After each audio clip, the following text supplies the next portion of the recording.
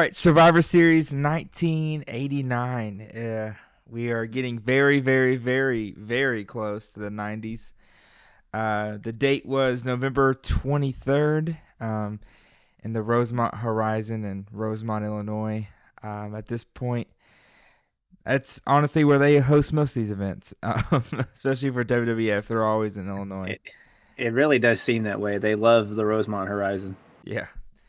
Uh, we're back again. It's on Thanksgiving. Uh, the tagline for this is actually the WWF Thanksgiving Night Tradition. I don't think it's Oh yeah, on man. Thanksgiving anymore, right? Definitely, no way. No, no, I Yeah, think they dropped that pretty early on. yeah. Um, but yeah, I mean, we start out. We have What what all kinds of things are you what are you thankful for? Probably not the same thing that these people are thankful for, right? oh no, not You're not thankful that Hulkamania is still running wild, Landon. uh yeah, I am thankful for Hulk Hogan. That's probably All a right. bad thing to say in 2024, but I was about to say let's quote that. I am thankful for Hulk Hogan, Landon 2024. yeah. If this was 1989, I'd probably be really thankful for Hulk Hogan, but uh I think I'm thankful for Hulkamania when it started running wild. I don't know about it's still running wild. I don't know if I'm thankful for that. It's running wild. yeah. The 2000s and the late 90s were rough for him. Well, he'll be a world champion in all of them. So He should come back and be a world champion right now. NWO reunion. They can do the LWO. They can bring back the NWO. What's LWO? That's the Latino World Order that have on SmackDown right Oh, now. you're right. Yeah.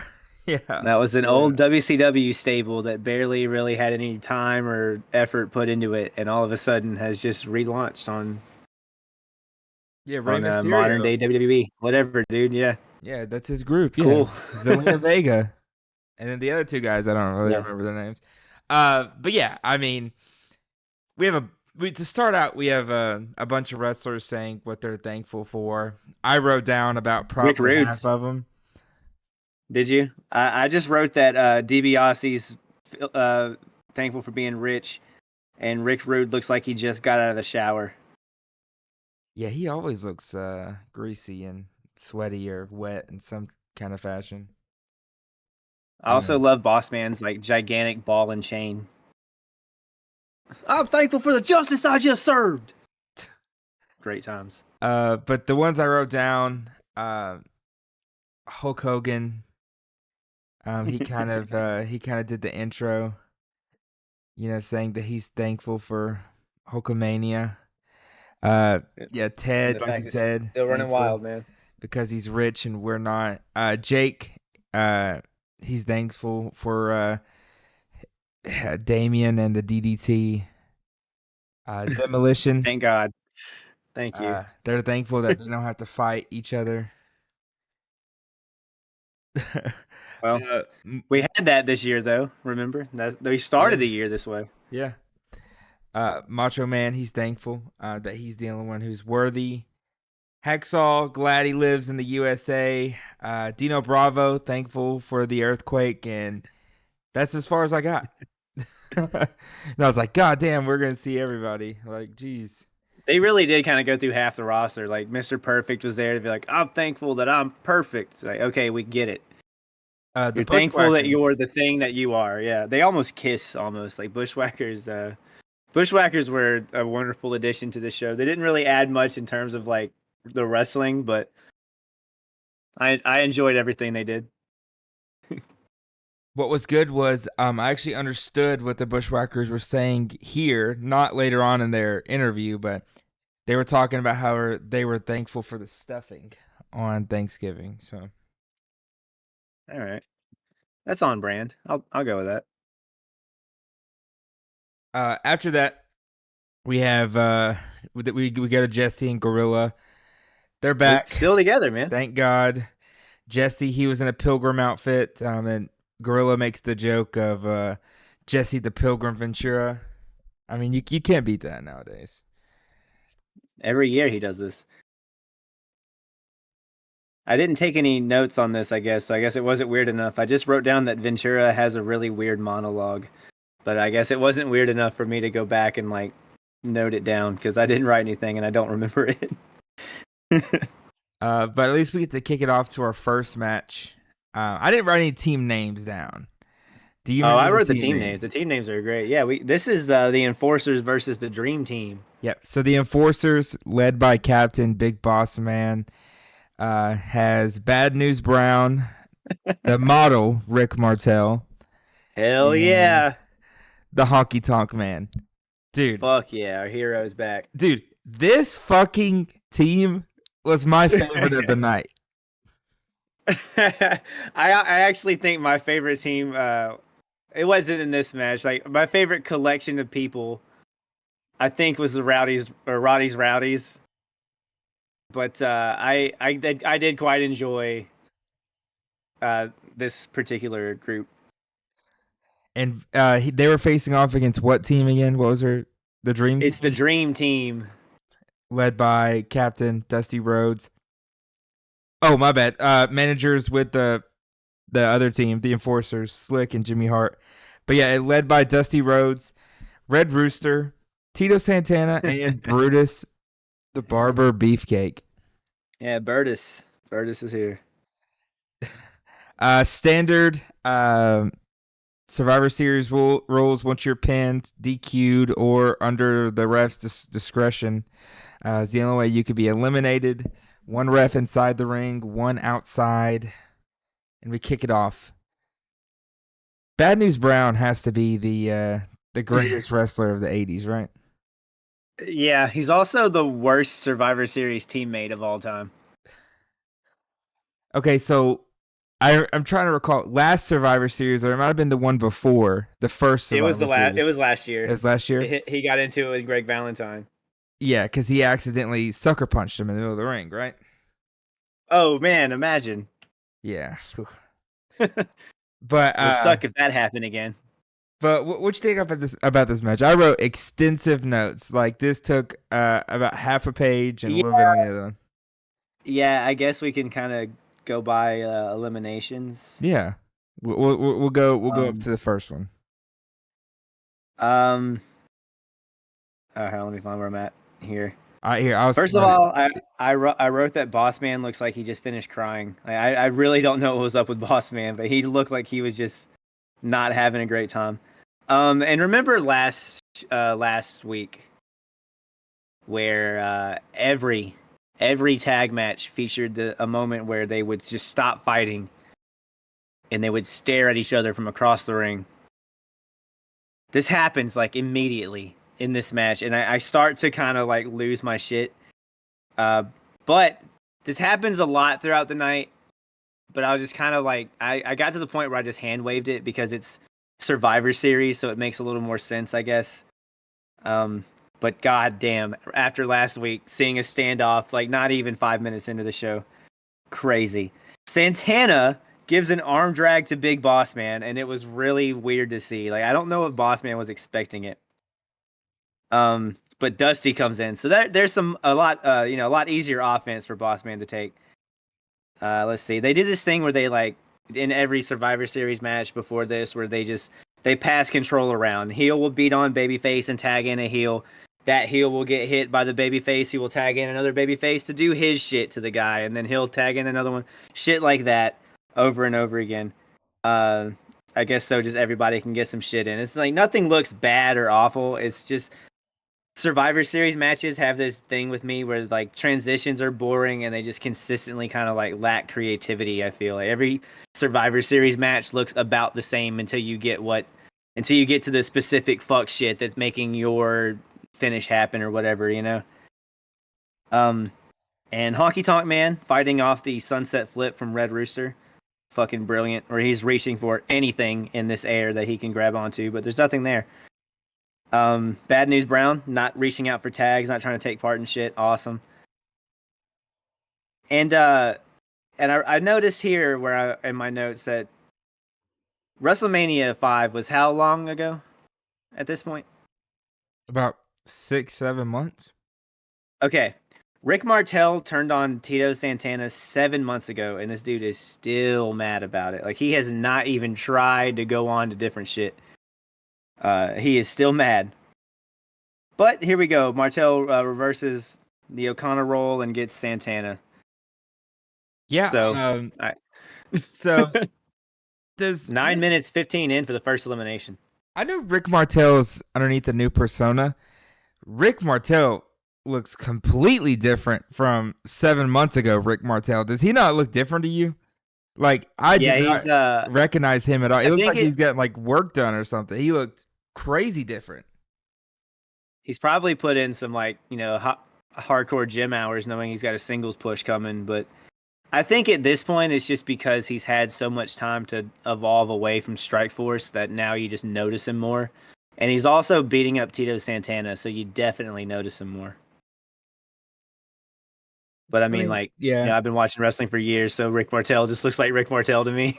But I see what you're saying though. He stands out more. He's more like vibrant. He looks a lot like more like he's more noticeable this time around because he's not hidden in a tag team. Like he's getting to actually be the model, and the model's cool.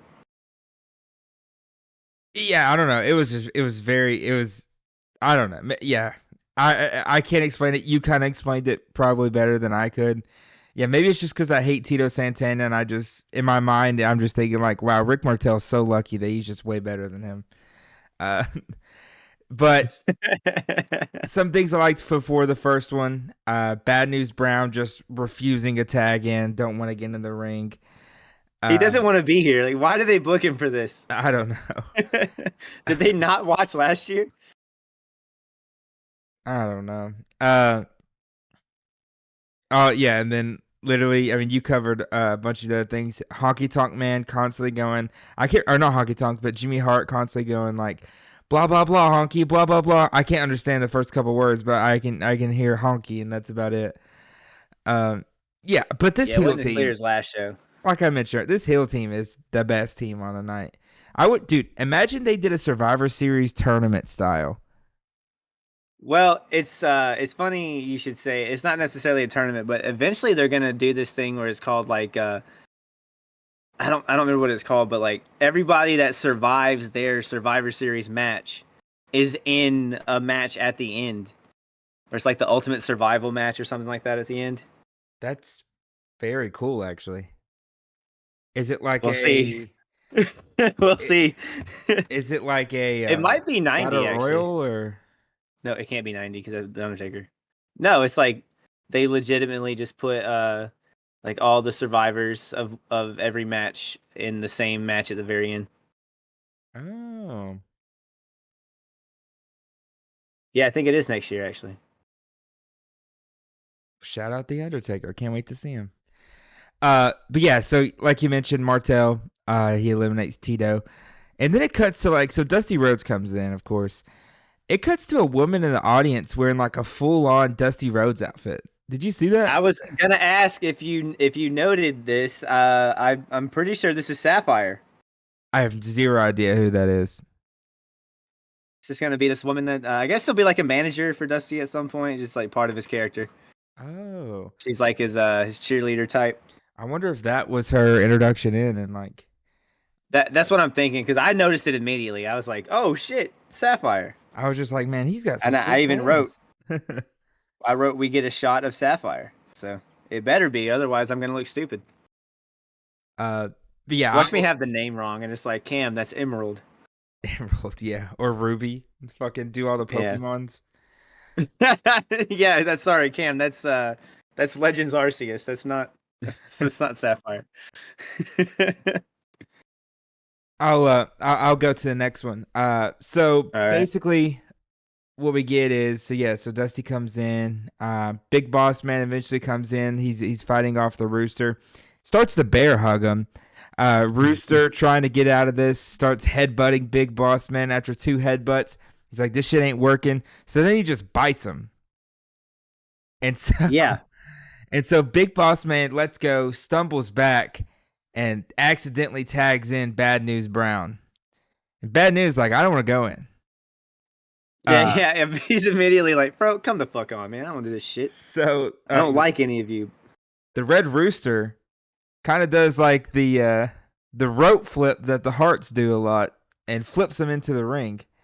And I was thinking to myself, right now, if a Ghetto Blaster hits, it will be it would be this will become the greatest pay-per-view of all time. Too bad, man. Just too bad. And so the ref is distracted at this point, and Big Boss Man he comes in with bad news, and they're trying to do a double team move on the Rooster, and he's holding them basically how last year went. He's holding them, and Rooster gets out and he strikes Bad News right in the face, and then all of a sudden Bad News and Boss Man they get into it. Bad News is arguing with him. His team gets in. Bad News is arguing with all other three of his members. And he looks at the ropes, steps over them, walks out, and he gets counted out. I fucking love Bad News Brown, bro. He sticks to this shit. I was so happy. I was so happy that they literally did the carbon copy of last year. Like, this is what you get if you put this motherfucker on your Survivor Series team. This is what happens. You have nobody to blame but yourself. I pray to God he's in Survivor Series 90 in one of the matches, and he does the exact same thing. I know nothing major ever comes of him, man, but it's heartbreaking. I want to see more Bad News Brown. I don't want him to ever leave, man. I want this dude to be on every show, but I just know nothing will really ever come of him. He is so hilarious. I love him. I can't believe that, like, of all the people that I've grown to really like on this after watching all these, like, Bad News Brown, I should have known that I'd like Honky Tonk Man. Kevin Sullivan, I would have never imagined that I'm loving Kevin Sullivan the way those are the if I were to do a Mount Rushmore of people we love the most, I think those three have to be on it. Honky Tonk Man's probably at the top. Yeah, It's probably Honky Tonk Man, Bad News Brown. Kevin Sullivan's probably two. I fucking love Kevin Sullivan. Rest in peace. Yeah. I fucking love him. And like Rick Martel because he turned on Tito. Yeah.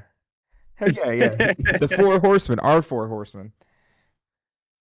God, yeah, I mean, wrestlers obviously we're thinking other people, but top four is like people I love being on this fucking on these shows. Yeah. All right, so I really like after Bad News Brown left, I was like, fuck, the match has to keep going now. Like, how are you gonna top this? They did okay though. I honestly didn't hate this. Yeah. Do you want me to keep? I didn't like Brutus locking up with Boss Man right after this though. That was. I mean, there's really not too much that happens before the next elimination. It's heartbreaking to me in every way. Where Brutus gets the high knee on Honky Tonk Man. Fuck, man. Yeah, I did enjoy him while he was here again, though. Like he was as good as he always is. You know, I loved him there. He was great. He was entertaining. That's all I got. I'll miss him. Yeah, no, it's so sad that every one of Honky Tonk's matches now that he's in, it's just been quick. Like he's the longest reigning Intercontinental Champion, and you're gonna be doing this to him. It's like they forget that he can sing, dance, and play the guitar. It's like, what's wrong with him? Yeah, and he can shake, rattle, and roll with the best of them. Yeah, and twist and shout. What the fuck? Do you like Sherry as with Macho Man, or do you like Sherry with Honky Tonk Man better? I mean, look, I loved Peggy Sue, but I do really enjoy Sensational Sherry. Yeah, or Scary Sherry, whatever the fuck. Like I'm enjoying, especially with Savage. She's so good with Savage. Mm-hmm. Like they work so well together. It just makes like the Elizabeth angle like 10 times better. It really does. Who's not on this show, by the way. Yeah, which is weird. She was at SummerSlam though. But yeah, so unfortunately our guy, Honky Tonk Man is eliminated. After it, I feel like the next pinfall is pretty quick, right? Yeah, I'll explain it if you don't mind, only because fuck me if one of the best like eliminations in terms of just how smoothly they'll transition into it, because I talk a lot about where it's like random punches and strikes and every match looks the same until they randomly just stop and go do what the fuck ever their dumbass finish is going to be. But here it didn't happen because like Brutus realistically sells trying to get the fuck away to the apron, so he can do the thing where like Martel tries to get him and like tries to like grab him from the apron, but Brutus does a sunset flip, and Martel stops it, but he goes down to pin him, and he goes to grab the ropes, but the ref sees it and knocks it away. And as he takes his hands back, or he didn't knock it away, but like he takes his hands back to be like, "Hey, I'm not doing that shit," and then Brutus rolls him up and gets the win. Not that it was like a really creative finish or anything mind blowing, but the fact it didn't just look like random wrestling. Okay, here's the spot. It actually transitioned smoothly to it. Yeah. Just based off the work they were doing. And I don't see that as often as I'd like, especially in matches like this, where it's, oh, okay, now they're pissed off and they fell out of the ring and they're fighting and can't hear the count, or, shit like that. But anyway, I'm constantly like having to eat crow because people I didn't think would be good do great shit. You use that So saying Brutus again. Beefcake. Oh yeah. I guess it's one of my signature phrases, I guess. I used it in a meeting, and I felt like I was the smartest person in the room the other day. But I will say though, Martel, fucking awesome in this match. Yeah, I didn't think He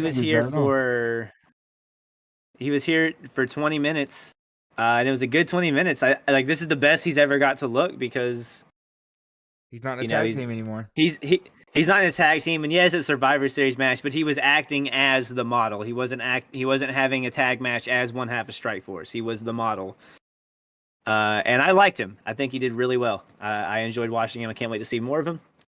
And I think we get him a little bit throughout the 90s. So even if it's good here and WCW, because he will show up in WCW in the late 90s.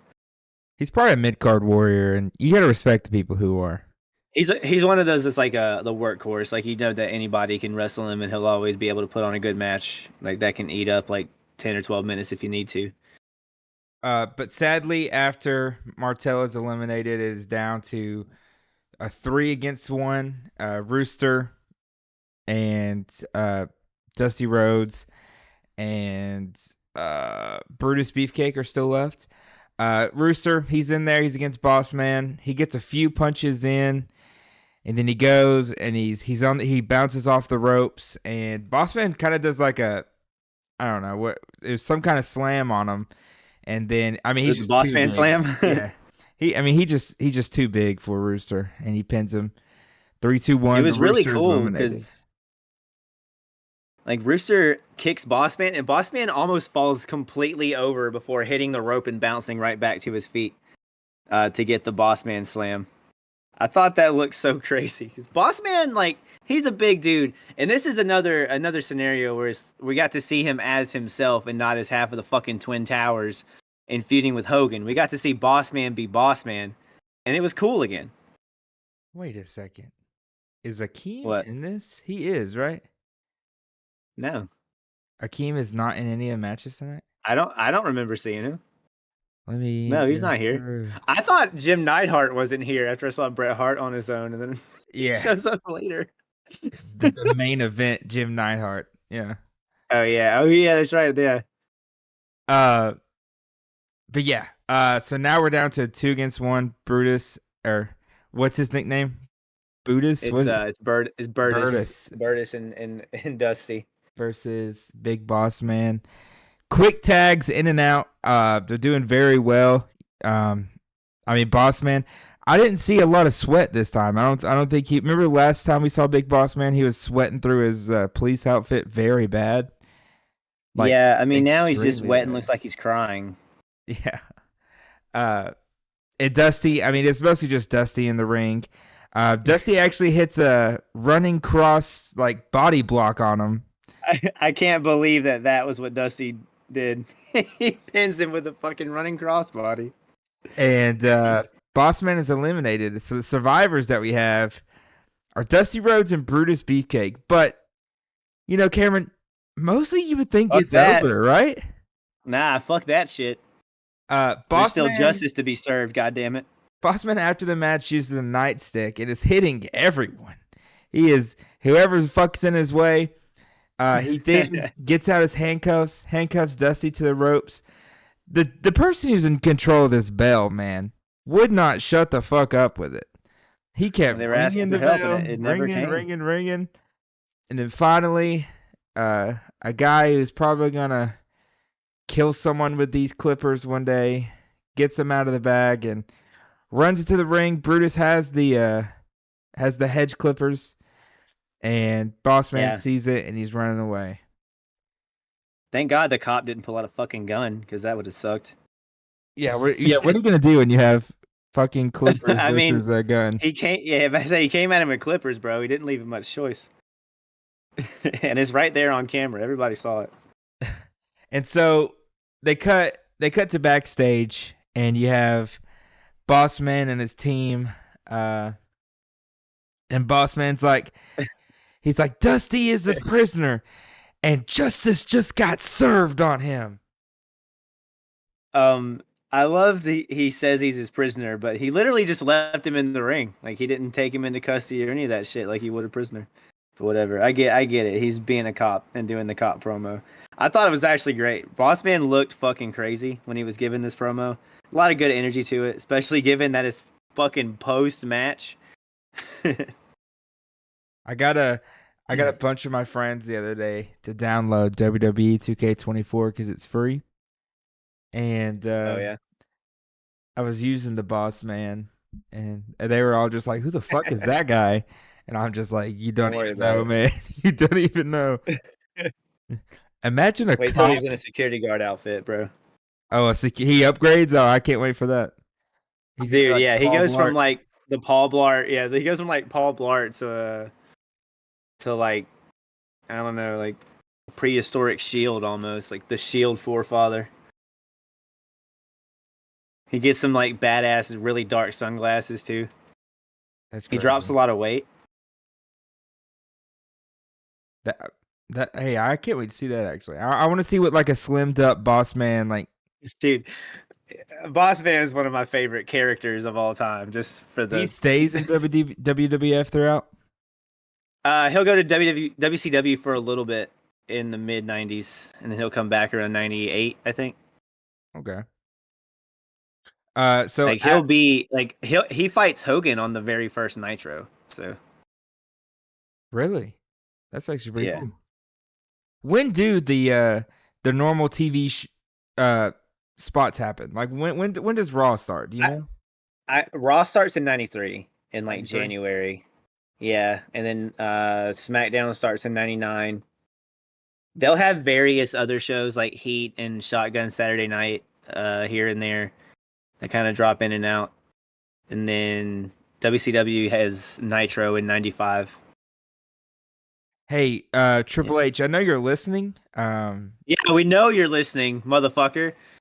I hope you enjoy Saturday Night Main Event when you have it Yeah. in a few weeks. And now you're gonna start. Landon, I swear to God, Landon, if this year's Survivor Series they do 4 versus 4, And they do 5 4 versus 4 matches, I'm gonna be pissed. You have a month yeah, to respond, Triple H. You have a month I'll take until. I'll take the 4 versus 4 for the War Games. I'll take that. But the other Survivor Series matches, they better be 5-on-5, or I know you're listening. I know you're listening. You know he's like chomping at his bits right now. He's like, oh my god. He's like, they know, they know. Yeah, we fucking know, man. Shark Cage, Triple H, Shark Cage. Yeah, how Come on. convenient. There was another one that happened too. I don't remember what it was, Yeah, but because we had it Saturday was Night Main Event, we had Shark Cage we talked about, and there was something. Yeah, there is something yeah, else that it happened. was like early days. It Yeah. was early days. God damn. And the Shark Cage totally probably not relevant to Kevin Sullivan passing away, but I think it's us. I think it's us, not Kevin Sullivan. Yeah. But after that we have the 4x4 team. I think I like that they all have the 2x4s. I thought it was pretty neat touch. yeah. I didn't really get a lot what they were saying. If you might have a Oh quote or no, yeah, something. no. No, I Uh, don't. I don't have I just anything. remember They at all the yelled. end, Hacksaw's like, "Ready?" And then they start aiming their 2x4s like their Oh yeah, like their guns. guns. Yeah. And he's like, "Aim, fire!" And they all make the shooting noise. And I was like, "What the hell is going on?" I thought uh, it was a fun little promo. yeah, these are the fun guys. You know what I mean? Like the 4x4 are the people that they want you to like. Um, Yeah, like like hey, we're the cool dude. Look at us. But we have the next match. We have these teams I wrote down. It's the King's Court led by their captain, now King of the Ring, I Macho guess Man sure. Randy Savage. Yeah, Macho King Randy Savage. Yeah, Macho King Randy Savage, Greg yeah. Valentine, Dino Uh-huh. Bravo, and Yes, Earthquake. Canadian earthquake. Canadian See, he's Earthquake. not he's not like when he's just regular earthquake. See, this earthquake is Canadian. That's why he's friends with Dino Bravo. He's Canadian. Exactly. With their manager Queen Sherry and Gary Hart. God, Elizabeth not being there really pisses me off. Uh, they're going against Team 4x4, who I just mentioned, led by their captain Hacksaw Jim Duggan, Hercules, Bret Hart, and Rugged Ronnie Garvin. Yeah, he's back. He gets to wrestle this time, not just be a ring announcer. And yeah, not completely shit on Dino Bravo. Remember, he's Yeah, like, he can "You're the actually reason I'm here." it was Greg Valentine, wasn't it? Oh, Greg Valentine. Yeah, my bad. No, why did I say Dino He can Bravo? actually Yeah, fight him this time. yeah. He can actually fight him. He didn't have to just talk shit on him. And then I This guess it makes sense Hercules is here because he gets to be a big dude. He wrestled Greg Valentine last show, and then I don't know Jim Duggan. I guess he's wrapped up his feud with Dino Bravo. Like, what? Why is Dino Bravo here? I don't know. Why is Bret Hart here? Oh god. Yeah, and not on the team with the Canadian Earth with the Canadian earthquake or the other Canadian, but The So the King's Court, they're the first people out in the ring. They're chilling, they're getting ready. All of a yeah, sudden, Team 4x4 comes out, running down with their 2x4s, and they're swinging them around and clear the ring. yeah, they do this weird little like I don't know, like routine in the ring with all their their 2x4s together because they are the 4x4s They kind of look like they're yeah, and that pisses me off too. Why couldn't they just be the 2x4s? because there's four of them. Yeah, sure, whatever. You win. uh, and as I mentioned earlier, I wrote it down here again, and I'm just gonna say it. I mean, Macho Man without Elizabeth just hurts. Like Yeah, she should it's be the yeah. queen right now. Like I like Sherry, but it's not Honky Tonk or shit Honky Tonk Man. Oh, sorry, I was scrolling through and saw Honky Tonk Man's name. It's not Elizabeth. I feel like an idiot. I'm literally like reading the match results and then Honky Tonk Man having to pop up.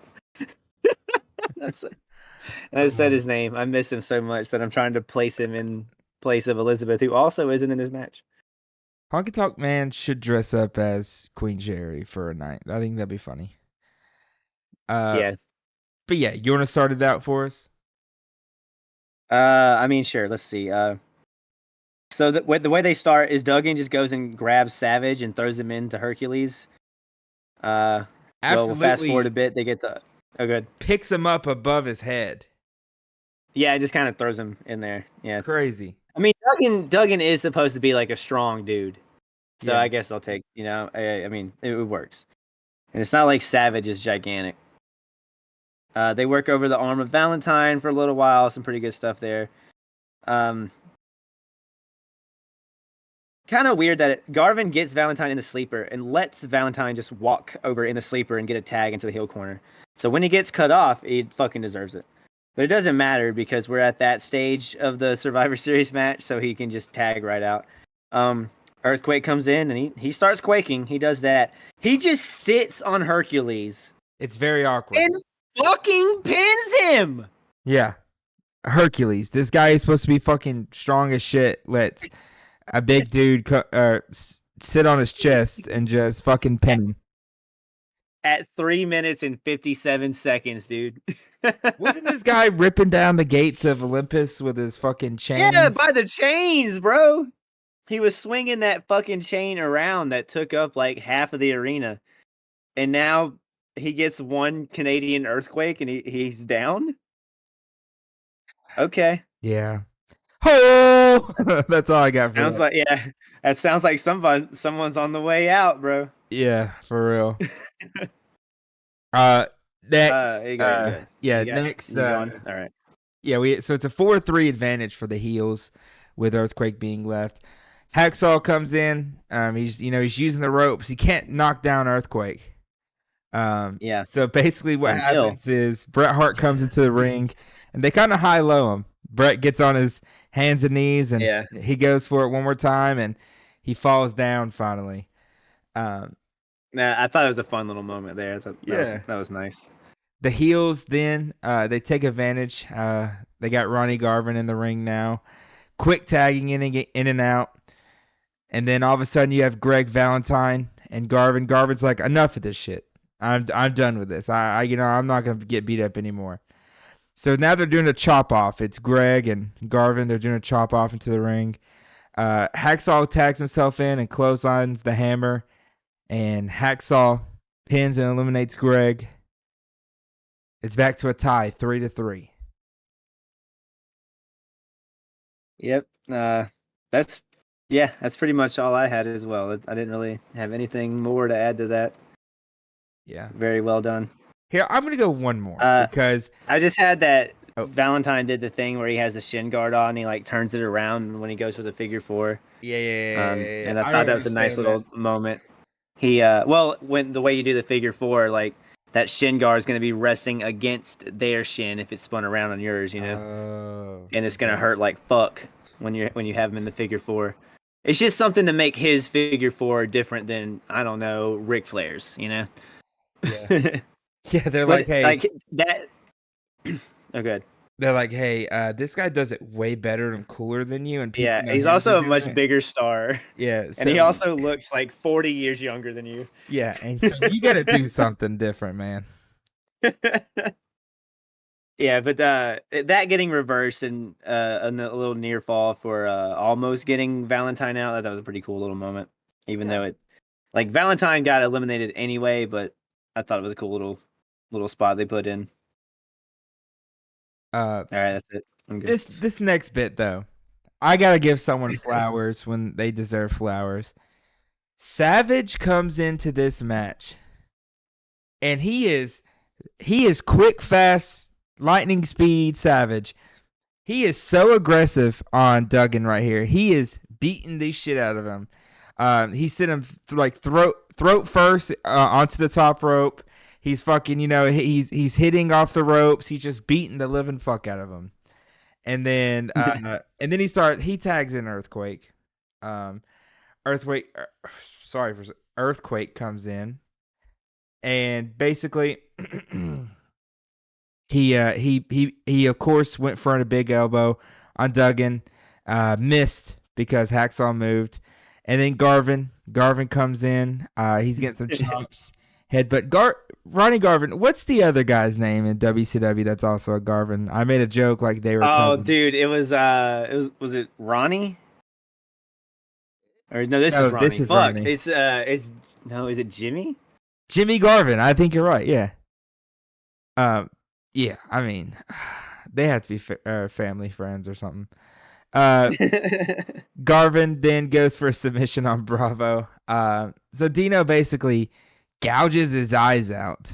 Um, and then Savage and Hart get into the ring. Uh, Hart does like an atomic drop on him and a boot to his gut. And then Savage is like, fuck this. I'm not getting beat up by fucking Bret Hart. And so, uh, yeah, so basically, we have Bravo and Garvin back, or Garvin was still in the ring, just Brett came in to help. But yeah, so Dino Bravo comes in the ring. He does like a sidewalk slam on Garvin and eliminates Ronnie Garvin. 1, 2, 3. So now advantage back to the heels, 3-2. All right. Um, I love that in this match. It didn't occur to me that you could possibly have Bret Hart versus Randy Savage for a minute until like they It start to happened. tease it, and then I immediately go, "Oh fuck yes! Wait a minute, I wasn't even considering this." And then I love that, like you said, they worked like flawlessly for a minute, And then Savage just goes, "Yeah, fuck this. I'm not losing to Bret Hart on TV. Fuck that shit." They had me for a minute there. It's like they fucking know that this is a banger just waiting to happen. They know. And they are also aware that they've got something with Bret Hart because Bret Hart gets a showing in this match. Like they make sure to make him look like to stand out, you know? It is so good to see Bret Hart alone. You know, at first it's like, why the fuck are they not on the same team if they're going to be on two separate teams, but they're still a tag team outside of Survivor Series? Like, they're the only team that does that, right? The whole night, like every other tag team is still I mean, I'm together. pretty sure, yeah. I'm pretty sure. So it is weird, but Because at the same time, you yeah, I get mean, there's no solo Akeem. Bret. So Yeah, and like so thank God we did get this because this was great. Like Bret Hart kind of worked his ass off here. yeah, Crowd chanting USA at Earthquake and Bravo. But also, there's an American on their team, and there's a Canadian on the team they're cheering for, chanting USA in favor of. But all right, man. They stand off again, but this time it teases Hart and Savage. Let's they see. before this though, after Dino eliminates Garvin, I wanted to mention Jesse was like, he's like, that's why we call him the strongest man alive. And Gorilla was like, shut up, Jesse. Uh, uh, Brett jumps for that elbow drop and misses, and like takes a fucking crazy nasty bump. I got the impression that this was either like the test for Bret Hart for them to be like, hey man, go out there and show him what you got, like show him you're the best, or they've legitimately already decided like, hey, you better work your ass off tonight because you're getting a push out of this. Because either way, he understood the assignment, I guess, because he fucking kills it. Oh, and then a bear hug is applied. Remember how the last match had one, and the match after this has Zeus? Really feel like maybe these first two matches shouldn't be doing bear hugs. yeah, I think it's Oh well. I don't, dude. If you weigh it significantly more than the other person, you are doing a bear hug on them during a match in the '80s. Especially if you don't like have that many moves anyway. Yeah, but I wrote that like Brett, there's a point where he's getting his ass kicked, and he knows he's getting his ass kicked. So while this happens, he just like shoots his leg, like he just grabs his like ankle picks him and tries to go for the sharpshooter, like while he's selling and getting his ass kicked. Like it's part of his selling is he's also trying to desperately get the only move that could save him, even if he doesn't have that good of a chance to get it. Uh, which I thought was fucking crazy to think about, and like as a wrestler, watch him do that. So I feel like Bret Hart was the one that made me a better wrestler watching this show this time around. okay, He'll yeah, always do that, I'm sure, but like just seeing that, I was just like, "Fuck, dude, that's such a great idea. Why does no one do that more often?" yeah. Anyway, Savage gets tied up in the ropes here. Savage goes yeah, he did. Andre Oh my style, God, does he ever? Yes, yeah. I wrote like he's Andre the Giant. and Brett does such a good job where he's distracting the ref in the ring, and Hacksaw is literally just kicking him from behind and just beating him Oh up yeah. while he's tied up. Macho Man, I had to give him some more flowers right here. Macho Okay. Man is so good at selling when he's getting beat up. He could be getting in the head. He could be getting hit in the head, and he's gonna move his like lower body as well to go. Like he moves his whole body when he's getting hit. Yeah, Savage, you sell with your whole body. yeah, no one is as good as Savage though. No, I mean, not on this show, not on this roster. No, yeah, He's head and shoulders above everybody else on this roster. and the best they can give him right now is kingship. Yeah, and he can control Zeus. Yeah, Well, he can control Zeus because Sherry lets him control Zeus. I guess. I don't really understand the Zeus lore. I don't know. I don't think anyone does. Uh, Brett goes up top rope. No one's home. Uh, I think that's the elbow drop I was talking about. Like the he elbow takes drop. a Yeah. fucking nasty spill when he misses that. It looked great. Macho Man accidentally hits Dino when they're trying to do a double team on Bret Hart. Brett finally gets the hot tag to Hacksaw. This was Oh a no. really interesting part of this match, but you can like go ahead and explain it. What happens here? Yeah, so Brett gets the hot tag to Hacksaw Jim Duggan. Hacksaw he comes Does he? in. Yeah.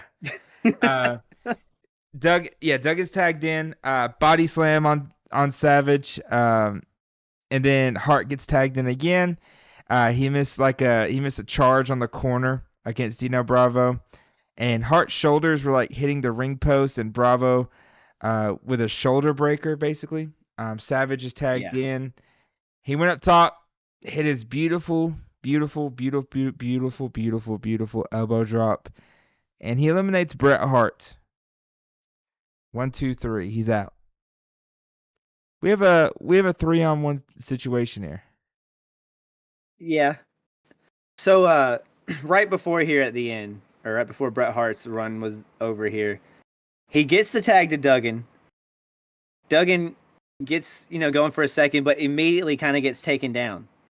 And then Bret tags back in immediately. And then gets cut right back off. Fucking what? Yeah, maybe Wild that a part of Bret Hart's heat was that he would get a tag and then get back in the ring. a hot tag. Like Bret was getting his ass A hot kicked. tag as a hope spot. Crazy. Like hot tags usually it's you go straight to the and they did go straight to the finish from here, but I don't know, man. It was just so weird that tag to Duggan did that little, but they still got so much out of it because Bret Hart still got eliminated and all that shit. I don't know. It was just such a strange moment to me in the match. Yeah, it But I is didn't hate weird. it. I'm not shitting on it. I I'm not wish. shitting on it. I How just thought long it is was this? different. How long is this match? 23, 25. Imagine we get 23-25 of Macho and Bret Hart. Please. What do I got to do to Yeah, do that? exactly. What idea do I need to give Triple H from watching this show, from these shows, their own shows, to get Bret Hart versus Randy Savage for 23 minutes? Maybe it happens eventually. Maybe it does. It's got to, right? Oh, I thought you were talking about now. I was about to say you're gonna need No, I don't want to now. a resurrection. Um, No, no, no, no. I'm talking about it had to have happened by now, I guess. I don't know. yeah. Oh yeah. But anyway, I like the showing by Brett here. Like he literally had to have the shit beaten out of him, and the one of the top guys had to hit his move on him to keep him down. So he kept fighting until the bitter end, until the actual best in the company put him down. Great performance by Brett. I thought this did a lot for him. And if they don't really capitalize on this and going into the Royal Rumble and into WrestleMania season and stuff like this, what the fuck are we even doing? Because Bret Hart was great here. He proved he was great. You can't deny that he's great. So let's start acting like it, you know? Yeah, I actually got him in the finals for the third Royal Rumble when Bad News Brown eliminates him, like that one battle royal they were in. Yeah, after they team up to throw Hogan out together, and it's down to just them. Yeah, I mean, this shit's about to go crazy. I can't wait for it. But yeah, so Hacksaw realizes he's alone. He's beating up all the men in the ring, uh, throwing throwing Macho Man and Dino into Earthquake's stomach in the corner. I thought was very funny. Oh yeah, yeah, great shit there. Beating Yeah. people with people, that's great. Dino then distracts the ref, and as Hacksaw is going towards the ropes, Sherry pulls him down, and Hacksaw actually falls out of the ring. Earth, Yeah, I guess. Earthquake. The physics on this were hilarious. Like Sherry kind of barely touches the ropes and pulls them, but Duggan just spills and eats shit. I don't know, but it was good. I don't see why they won't pin Duggan. He's about to win the WWE Championship against Hogan at WrestleMania. Like other than the Royal Rumble, what matches has Jim Duggan won? don't know. That is Yet, great. how many times have you seen him get pinned?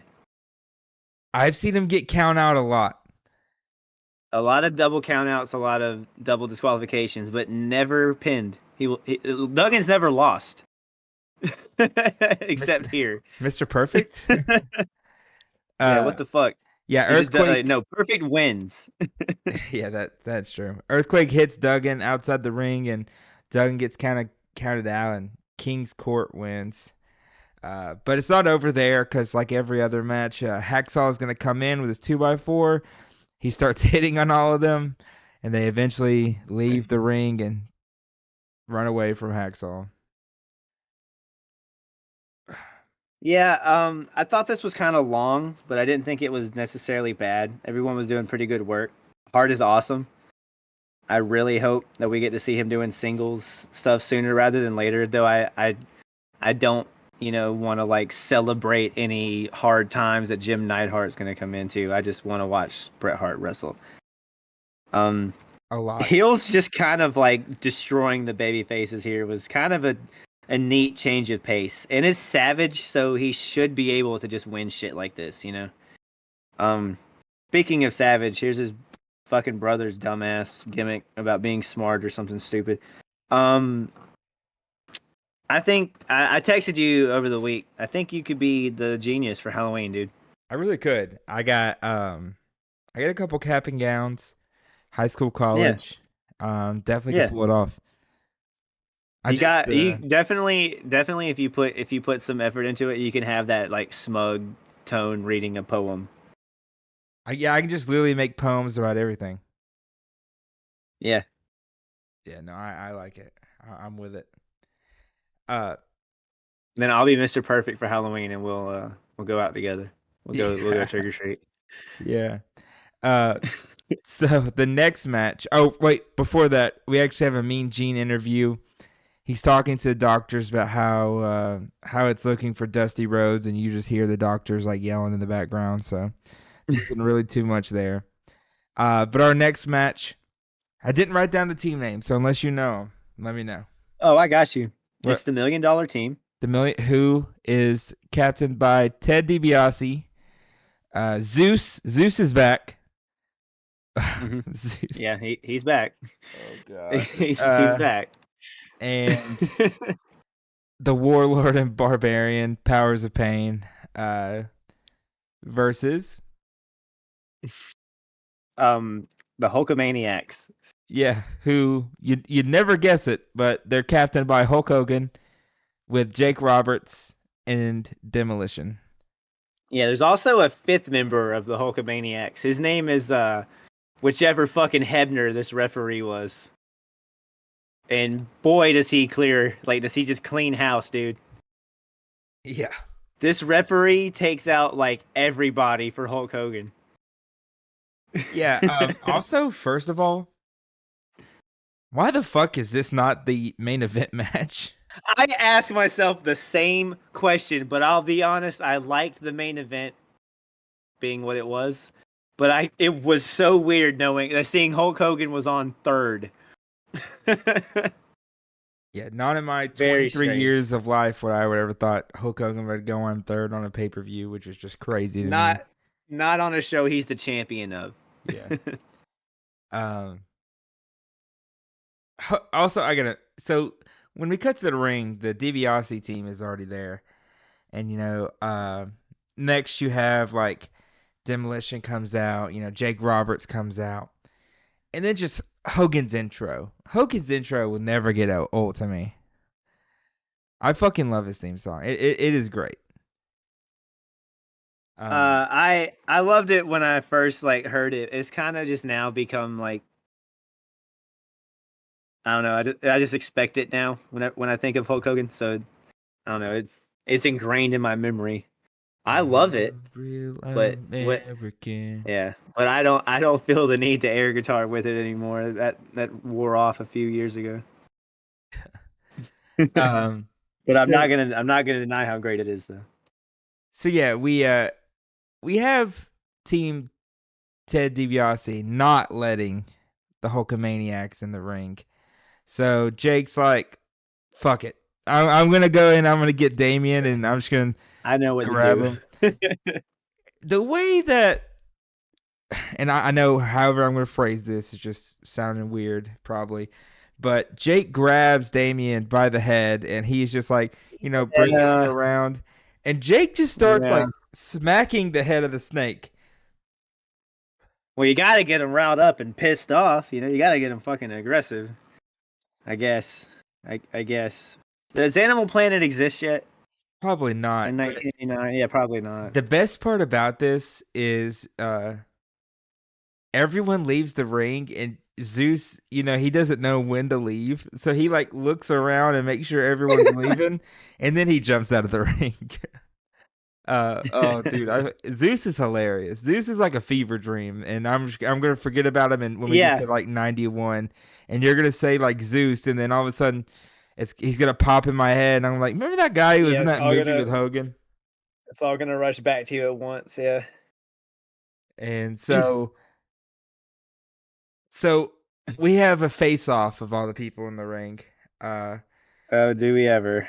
yeah, and Hulk I literally, also look at a lot of people that don't get pinned very often. So, oh.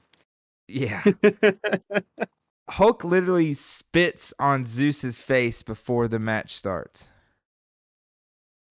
Yes. And it is so gross. And so, Rip wouldn't have done that. hell no, hell no. And so we start the match, and Jake Roberts and Zeus are in the ring. And Zeus, he's being all mighty Yeah, and that's the scary. match we want. Yeah. He points at Hogan, and the crowd goes crazy. And Hogan's doing his thing, like Yeah, grabbing the ropes, looking around. I can't believe that Hogan would just get on the like Hogan didn't he just spit in the dude's face or whatever. He wants to fight this dude and he's like, "All right, well, Jake's going to start this match though." He's like, "You got it, buddy." He taps him on the You got shoulder. it, man. I got him Yeah, all pissed off just like you did your fucking snake. yeah, yeah. Good luck, man. But Uh, then when Zeus is like, "I want Hogan." Hogan's like, "Oh, what? Should I?" Like, get in there, pussy. Rip would have done it. yeah. And so, of course, this starts out like every other time Zeus is in the ring. Hogan's trying to get him down. Zeus can't fall. And then all of a You can't even sudden, stagger him. Hogan gets a scoop slam on Zeus. And you're like, Yeah, but he okay. had to rake his eyes first, like a little bitch. Yeah. A total non-Rip Thomas move, by the way. Yeah, dude. Yeah, yeah. Rip Thomas greater than Hulk Hogan. Just saying. You know he gets laid more. You know he gets laid more. Yeah. Remember whenever he like put the curtain up with like the blanket in between them on the bed? Stay on your Oh, side of the bed. yeah. That's Hogan and Miss Elizabeth now when they travel together. Yeah. And the bed's shaking, and she looks underneath the blanket, and he's doing push-ups with his feet on the bed. Uh, Just yeah. hanging and banging. So Hogan scoop slams Zeus, and Zeus no sells the shit out of it. Yeah, he And just pops right immediately back up. gets up, and then he grabs Hogan by the neck and the head, and he's like Like, winding him yeah. down. And Zeus, I can't even say it, bro. Zeus snaps Hogan's neck. Yeah, sure. Okay. Sure. That's what he Literally did. snaps his neck. At best, he adjusted that shit and popped it for him, and he felt great afterwards. You are not going to convince me that Hogan had his neck broken just then, and then proceeds to go on to, spoiler, win the match. Dude, my face is hurting right now from smiling trying to get through although, that. although Hebner is about to put in work. Hmm. Hebner gets more eliminations in this match than anyone else. And He might actually have the most eliminations of anyone on the card. yeah, actually I think so. I think you're right. But we have Hebner. He's trying to get Zeus off of Hogan, and then finally gets DQ'd. And the heel team comes in. They're like, dude, what the fuck was that? You gotta leave. Like, get off of him. Like, you're out of here. And they eventually like get him off. Zeus walks out. What's that elimination time at? Probably 2 minutes 30 seconds. Oh, dude, it's at 3:20. 3:20. You had it kind of backwards. Yeah, you were almost there. Dang it. It was quick, and it is so funny that that is how he gets eliminated. And the snapping the neck thing is so funny. Like that. Why is that the move? Like I don't get that at all. Because it's Oh easy my to teach this god. actor how to do it. Holy, is this the best Uh, start to a match ever? yeah, it's the best start to these Survivor Series matches. I bet. Although, like Duggan just throwing Savage in was pretty great. Yeah, that too. Uh, but yeah, so DiBiase he gets in. He's working on Hogan. Um, but Hogan he gets a boot up, and then he eventually gets Jake Roberts tagged in, and and Jake sends DiBiase into the floor where Axe and Smash they just start pounding on Ted. Axe and Smash better than the Road Warriors, right? Isn't that at the consensus that we're at in 1989? Oh, dude, yeah, Demolition's probably like one of my favorite teams. Period. Right now. Yeah. Um, I always write like when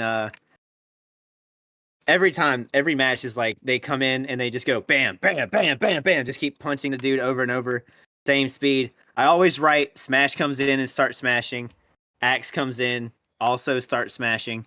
They always do that, and I love it. Hogan gets DiBiase with a double axe smash. Axe gets tagged in, and then DiBiase then tags in Warlord. Um, there's another like shoulder breaker that happens. Barbarian he does a shoulder breaker and misses with an elbow off the middle rope, and Warlord then gets tagged back in. Axe hits him with a clothesline, and then he runs to the ropes, and Fuji tripped him, of course. And then all Warlord does is drop an elbow on Axe and pins him. One, two, Yeah, three. the your tag champ Yeah, Axe was yeah. pinned by a Fuji trip. On in an Cool. elbow drop. Yeah, well, it's not gonna get any better for the tag champs. Oh, by the way, Demolition are tag champs again. Good. They deserve it. They got them back from the Brainbusters. I thought for a second that the Brainbusters could have already been gone when I saw Demolition with the tag belts, Yeah. but Arn Anderson's like on this show. Yeah. Who's his partner again? Tully Blanchard. Tully Blanchard. Tully Blanchard. Still alive, right? Yeah, they were four horsemen, or Yeah. they were two of the four horsemen. But they'll be back to NWA by the end of this year, I believe. So, Oh, they're done with or sorry, to WWE? W. I mean, I'm pretty sure that by the end of '89, they're both back in WCW. Pretty sure, but don't quote me on that. Well, good for them. Whatever makes them happy. I really like Arn Anderson, so. Oh, dude, he's great. So anyway, they beat up Smash for a while until they just stop and Barbarian kills him with a clothesline. Yeah. They just like that's your tag champs gone. And it's not even. Do you remember what Demolition and Powers of Pain were doing at the Survivor Series last year? Yeah, they were the last two people. Well, they weren't the Oh, last they two weren't. because Yeah, the because Conquistadors, yeah. yeah. But Mr. Fuji turned on Demolition. That was the double turn to start Yeah. what I thought would be their feud, and here we are, still like not really doing much with Demolition versus Powers of Pain. Like they've wrestled a time or two. Okay, like so, why are Warlord and Barbarian pinning your tag champs? Like, maybe we're going into another thing with them or something. Yeah. But it just seems kind of strange that like you'll pin both your tag champs, but then this happens to Warlord and Barbarian. I also wrote, isn't it weird that, or it's kind of weird how they did it, where like both members of Powers of Pain got to eliminate a member of Demolition. Like Yeah. Warlord on Axe and Barbarian on Smash. I mean, So like they've got to be wanting to do another tag match with them, right? Like they've got to be. has to, yeah. Maybe Rumble has a tag match in it, but I don't know. Let's hope. But it's 3-on-2 now. Heels are in favor. It's Barbarian. It's Warlord. It's Ted versus Jake and Hulk Hogan. Yeah, now we're beating up Jake, and they are kicking his ass. Yeah. Jake Roberts just does not fight back. He does not take hope. He just sells a lot. He just gets his ass kicked. And the only way Jake Roberts ever stops getting his ass kicked is when a heel goes for a headbutt or an elbow drop or a splash, and Jake can roll out of the way and make it to Hogan. That's Jake Roberts' best move in this match was to roll out of the way and tag in Hulk Hogan. Yeah, it was a lot of like, hey, you're gonna be in this corner and you're gonna stay here until we feel like it. Um, Yeah, I mean they do all of the heat tropes to Jake, dude. Like squeezing him, holding him down forever, the arm drop bullshit. Like, god damn, they beat Jake's ass for like 6 fucking minutes. but yeah, so basically then we have the Hogan hot tag. Hogan comes in with a Yep. clothesline. He drops an elbow or two. Hogan then does a suplex. Warlord starts attacking Hogan from behind.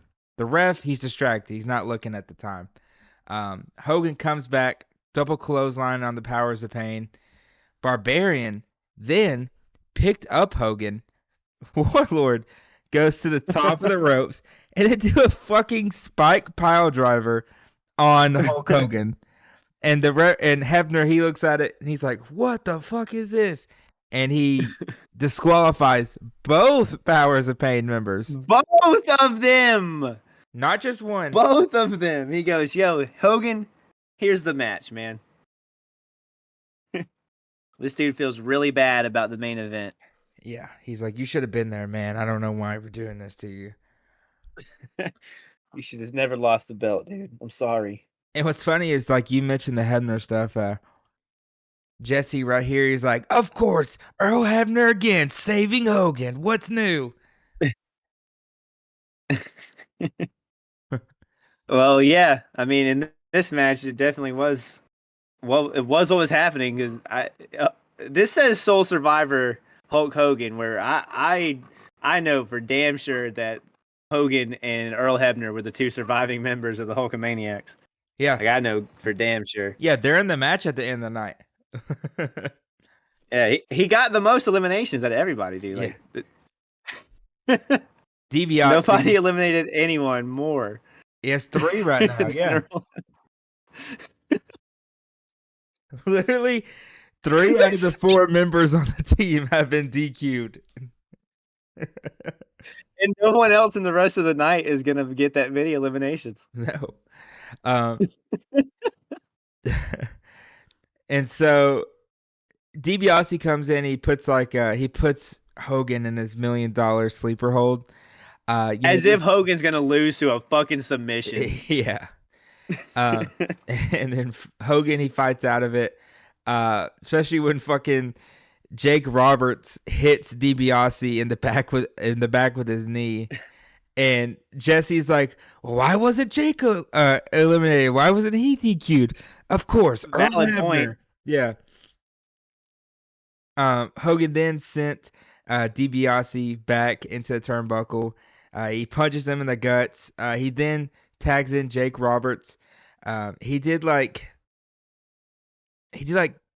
a couple knee drops to the back and like a clothesline on him as well. Basically, like Roberts just trying to set up for the DDT. And Yeah. so Jake he brings him into the ring. And he hits a DDT on Virgil. Virgil never has wrestled here, or we might need to look up 1987 and 1989 Virgil highlights, and I'm pretty sure it's just gonna be him standing on the side of the ring. It's gonna be him cheering on. It's It's gonna be him cheering on Yeah, absolutely. Jake Roberts the whole time. Great distraction from Virgil though when he got on the apron. Uh, and so DiBiase hits like a fish drop on Roberts and covers him with his feet on the ropes for leverage, and Jake Roberts is eliminated. Yep, there we go. Typical DiBiase heel shit, but I liked it. I, the way DiBiase was selling for Hogan and Roberts, really great. He does the thing where like he takes the like the rope guillotine where they like bring your neck across the top rope, and he just takes that and jumps so far backwards, bounces, flips all the way over. Great shit. Like there's like no amount of selling is too much, especially when it comes to Ted DiBiase, dude. He does just I don't know. I'll never not put over his selling. I want to know if I want Ted to win the WWF Championship so bad. I don't think he wins many championships at all in WWF, other than the fake one he's given himself. He eventually will move on to WCW, right? I mean he'll be there for a little bit, but it'll be like a manager role more or less. Oh wait, Oh, no, never mind. He's been the he was the 88 King of the Ring, by the way. We never got to talk about that. Tag team championships. Okay, cool. Uh he's also a 24/7 champion. That's his most recent accomplishment. oh yeah, I missed that COVID gimmick. Our truth of 40-time 24/7 champion. Yeah, Yeah, he kind of made that belt what it was. It was more or less the R-Truth belt. yeah. But hey, look, in this match, we're down to mano a mano. Hulk Hogan versus Ted Yep. DiBiase. Kind of Strap, a full circle moment here, really. yeah, strap the fuck in. Uh, yeah. Ted early on has the advantage. And Uh, I'm just waiting for it. I'm just waiting for the Hulk up. yeah, he hits a clothesline on Monsoon. DiBiase. It's two. DiBiase gets him in a chin lock. Hogan fights out of it, and they did a double clothesline on each other. Um, Yep. DiBiase then does Monsoon a says, I don't like. Oh, sorry. Sorry. no. Monsoon says, I don't like Hogan's chances. Well, I do. Yeah, I definitely fucking do. if you're mean to tell me that Hulk Hogan's about to get pinned, yeah, that's a You're lie. gonna. Why are you doubt? Why? What about '89 is making you doubt Hogan? Like nothing's changed. I've seen him eliminated from a Rumble. I've never seen Hogan pinned nor get close to being pinned. I've seen him counted out. I've seen him He had disqualified. to get the fuck job pin from the referee that just handed him this match. And yeah, so DiBiase hits him with the back suplex. Hogan no sold it, of And here we course. go. Here we DiBiase's on go. his knees like, hell yeah, I just did that to him. Hulk punches to his face, hits him with a boot, leg drop. Hogan wins the match. Sole survivor. LOL. Shout out to Earl Hebner. You did a lot of work here. You really came through for Hogan.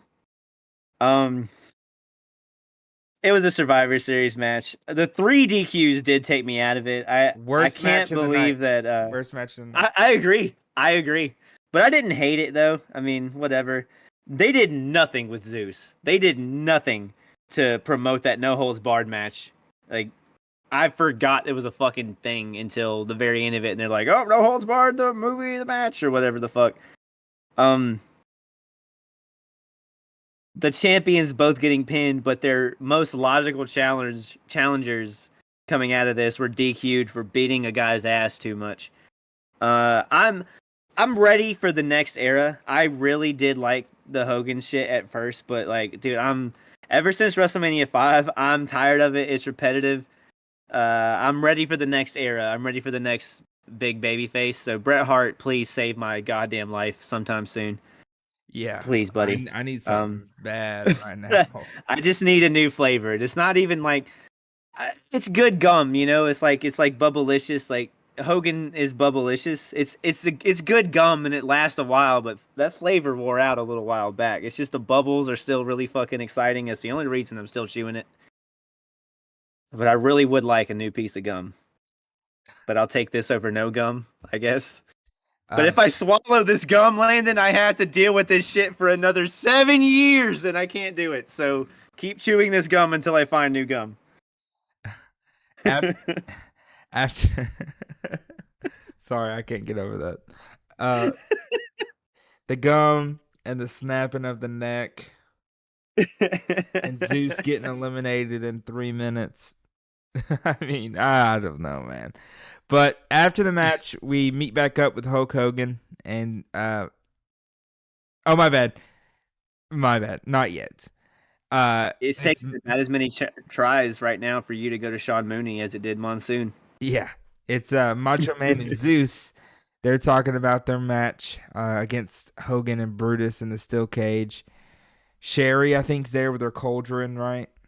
Um, Yeah, so did DiBiase just borrow Zeus? Like, what the fuck? Like, why was Zeus in that match? yeah, Just no clue. being subservient to Ted DiBiase. I think they are. I think it matches up. I think there's a Ted and Jake beef, and then Hogan and Zeus and Powers of Pain Demolition. So I think that's the reason they all match up together. But at the same time, it's like you can work those feuds in with the other people that are working on that feud. Like, why is Brutus Macho Man should be in this match? Uh, Brutus should be in I this just match. I don't feel like Zeus needed to be in a Survivor Series match at all. Yeah, especially I mean they're gonna have that steel cage match next month anyway, so it's like yeah, I guess why is he here? And they didn't like I was saying, they didn't do really shit to make me want to see this cage match. 3 minutes of Zeus beating Hogan until the referee's tired of watching it. That didn't do anything for me. That's scenes from the fucking movie.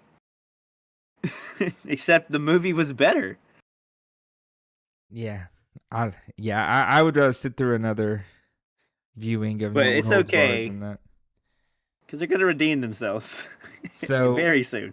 Brutus and Hogan, they're being interviewed, and all of a sudden Sherry walks up, and Oh man, they're does like, she "What ever? the hell?" And she throws powder in the faces of Zeus, or no, Fuck yeah, she she does. throws in Brutus and Hogan's face, and Zeus and Macho Man come in. They start choking them out, and then They the start whole beating the shit locker out of her, room bro. comes in. They're trying to separate all of them. It's madness, I tell you. Yeah, snap into it. Yeah, What a segment! I yeah, loved that. That yeah. was awesome. The powder is really funny. That's why Hogan went third. So you Rick could do that after the match. Rick Rude's team is interviewed next. Um, Hey, Rick Rude you had an award. I'm sorry to keep cutting you off. for what? You've had an award in the past of best outfit or whatever. Fucking Rick Rude with these tights here. That's what I was gonna say. He has Oh, sorry, I'm sorry. the faces on his front and the rivals on his backside.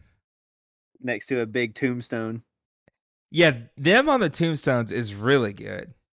Like I'm His enjoying the tights are Rick always Rude great. and Piper storyline. Yeah, whoever made those tights in the '80s for Rick Rude, good job. You I'm deserve the enjoying Rick fattest Rude. raise.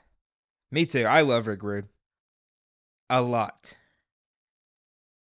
And then He had to Piper. grow on me at first, but it did not take him very long.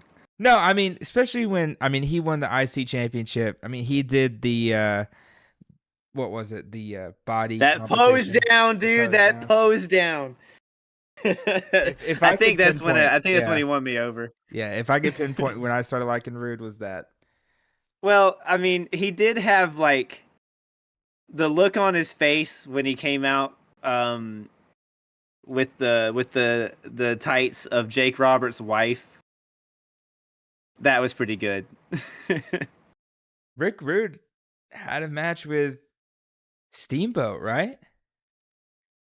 Yeah, that was honestly that's been the worst match he's had. Yeah, That's been the weakest match he's had. Because I think that was the Believe it or first not. time we had the Steamboat Child on screen. Now Was it's it? every time. I don't know. I don't know. Yeah, Uh, yeah. That kid's got so many WCW bookings. It's crazy. and so Piper's team is being interviewed, and Piper's watching them. They're all eating turkey. He's just really commenting, like, guys, we have a match about to happen. Like, we don't need to be eating turkey. And they all look at each other. They drop all the food, and then off they went into the ring. Yeah. Hopefully they're not too out of control like Zeus, and get disqualified in this match because they're so crazy and out of control. We gotta watch a Piper movie. Yeah. Let's watch They Live. They Live. Is it a scary movie? No,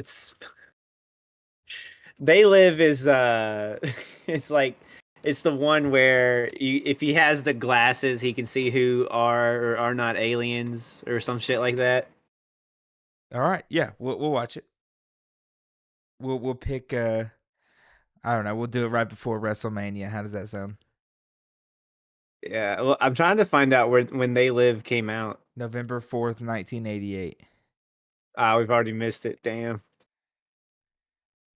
Yeah, maybe after WrestleMania we should be like, all right, now that we've gone through a full WWE season, we'll relax with the movie and we Very, watch They Live. very, very highly rated movie. 7.2 out of 10 on IMDb. 87% on Rotten Tomatoes. Very, very highly rated. For a wrestler movie, like for like a movie starring a wrestler, that's fucking gold. Yeah, That's that's that's really insane. good. Yeah. I, dude, I hope he sounds like how he sounds in real life in this movie. You know what I'm I'm gonna saying? compile a list of like every movie that stars a wrestler. Yeah, we should watch him. And we'll never get to watch the actual wrestling show. Our podcast is just gonna be about everything, like Yeah, everything wrestling, yeah, just as it should. chronologically. But hell, Yeah, whatever, They I'm down Live with is that. the best movie he made. He made a shit ton. Oh my god. He really did, dude. This is kind of nuts. Dude, what the he was in a lot of things. Oh my god. Like Pizza Man, Fancy Pants, Munchie the Agent, Alien Opponent, Lights Out, The Portal. This dude was making 7 movies a year. Hell comes to Frogtown, dude. Yeah, he was busy when he left WWE, dude. God, that's crazy. All right. Sorry. Yeah, next Rowdy's match. Roddy's. Rowdy's Roddy's, the Bushwhackers, Jimmy Snuka and their captain, Roddy Piper versus who, Cameron? the Rude's Brood. Which was comprised of their captain, Rick Rude, Mr. Perfect, and the Rougeau brothers. What'd you think? Really cool to see them again, man. This was my favorite match, honestly. What? That's awesome. Yeah, this Piper team, dude. Holy fuck, this team was so perfect. They're a bunch of Um, misfits. it's such good chemistry because Roddy Piper is like right on the line of crazy where you're like, all right, he can talk and do things and like communicate with wrestlers, but he's a little edgy, he's a little crazy, a little fucking senile or whatever. Not senile because he's not old yet, but like it's just a little off. He's a little deranged. So naturally, he'd get along great with people like Jimmy Snuka and the Bushwhackers, and it just made for probably some of the most wholesome babyface comedy or not necessarily comedy, but chemistry, like a nice comedic, wholesome chemistry between those four that I don't think any other Survivor Series team has had. If that makes it if that helps it make any more sense as to what helped me enjoy this match. And I feel like Piper actually cares about his teammates in this. Like he's like a Yeah, he loves concerned them, man. dad. We're Yeah. all good friends. Yeah, like I don't want to see the Bushwhackers get beat up, and he's known Jimmy Snuka for years. I love that the first thing that Jacques Rougeau does is he does this beautiful, awesome flip into the ring, nails it, and the crowd wholeheartedly boos it. Fucking beautiful. I love that kind of shit. How do you feel about the thing where Snuka does the double leapfrog and he throws that big fucking chop and he poses and they fall? Okay, I actually wrote this down. I don't know. I'm trying to remember, and I don't want to get too ahead of my notes. I might come back to it and say Jimmy Snuka is awesome. I Bro, can't tell if I think Jimmy Snuka is that good of a wrestler or not right now, I even thought he was after this fucking match. awesome in this match, dude. This dude looked awesome. Look, I understand, whatever, real life. But that's not what I'm here to review. I'm not here to review him as a person. I'm here Oh, to is he review a Jimmy bad Superfly person? Snuka. We talked about how he was a murderer, Oh, and he was like convicted of it. But by the time he was like, you know, convicted or whatever, he was basically about to die anyway. So they just go, you know what? Go ahead and go do that. So he did. Yeah. But I'm not here to review the person. I'm here to review Jimmy Superfly Snuka in this particular Survivor Series match, and he was fucking awesome. He looks so cool. I love the little karate poses every time he does the chop and like the double leapfrog stuff. He's so cool. His music was awesome. And I don't even think he really moves like as fast as he probably did before because he was around before this. Uh But he doesn't have to. He has the leapfrog and the chop and the splash, and he works around it very well. He's still fast as fuck. Like this dude was working his ass off in this match. he jumps I far Yeah, when he jumps off the ropes. yes. Oh fuck yeah, he does, bro. And as a matter of fact, right off of that big chop, he goes right for a splash, and it looks great. And it gets Jock, yeah, at like 4 minutes. Yeah, so Snuka eliminates Jacques Rougeau. Cool. They have such a cool name. I could say fucking Jacques and Raymond Rougeau. Yeah, and Ramon. um, Snuka then does a double noggin knocker to Rude and Perfect, or the meeting of the minds, as you simpleton Yeah, honeys would call it. it was cool how they set that up. Like Rude fell out of the ring, but he tagged Perfect on the way like on the way out. Yep. So as And Perfect hits the ropes, Rude's trying to get up and pull himself to the apron, and Perfect just fucking spills over, and they start to argue. I thought that was a nice little detail there. then the faces, they start making a lot of quick tags as they're working on Perfect for a couple minutes, until, unfortunately, Perfect kicks Butch, knocks him down, and then we have Raymond. He comes in and he's facing off with Piper. Piper basically gets a roll up on him for two. Raymond then nails a kick on Piper to his stomach, and then Piper does a pile driver on Raymond for a 3 count. All right. What do you think? The Rougeaus are out so fast, and we're down to. Well, they were here to make people look good, and they definitely did. They took Snuka's offense, made it look great. They took Piper's, made it look good, and now we're setting up for.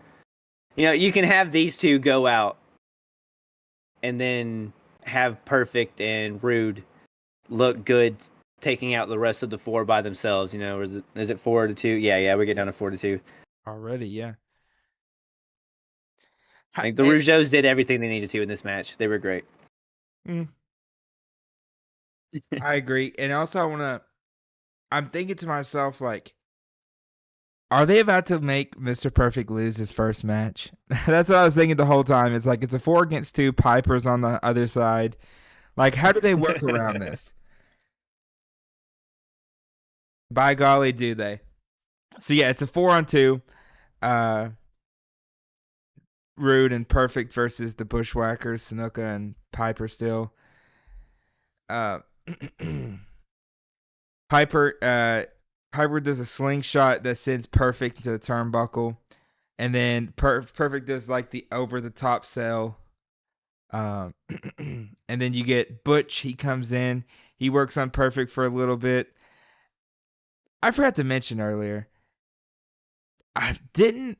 I want to say a bushwhacker was like biting on one of the Rougeaus at the beginning of the match, or is that later on? Well, That's at probably the later. beginning, they were doing the thing where they were all taking turns biting him and like tagging in and out, which is on brand for when Butch goes to bite Mr. Perfect here.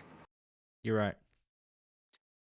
Yep. So Butch bites Perfect on his ass.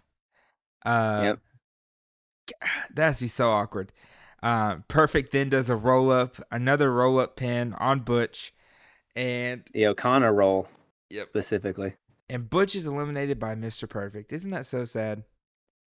Yeah, well, it's time for this tag team to go. And it's Mr. Perfect and Rick Rude's turn to do it. Yeah. So again, Face is working on Perfect. Rude finally gets the tag in, and guess who he's facing off against? None other than the other solo bushwhacker, Luke. Luke is biting Rick Rude's face, and then Rude he comes back, kicks him in the gut, and then he does the Rude Awakening on Luke and pins him 1, 2, 3. So the filler tag teams are out of the way, and now we can Yeah, have the the actual actual match. people with the match. Why not make The it a two on the two? real Roddy's Rowdies and Rude Brood. Yeah. Well, because if we made it 2-on-2, it wouldn't be Survivor Series. Mm.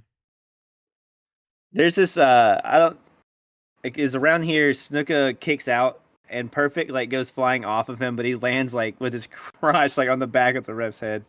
It's pretty Dude, funny. Snuka has I these really cool like. Oh, good, good.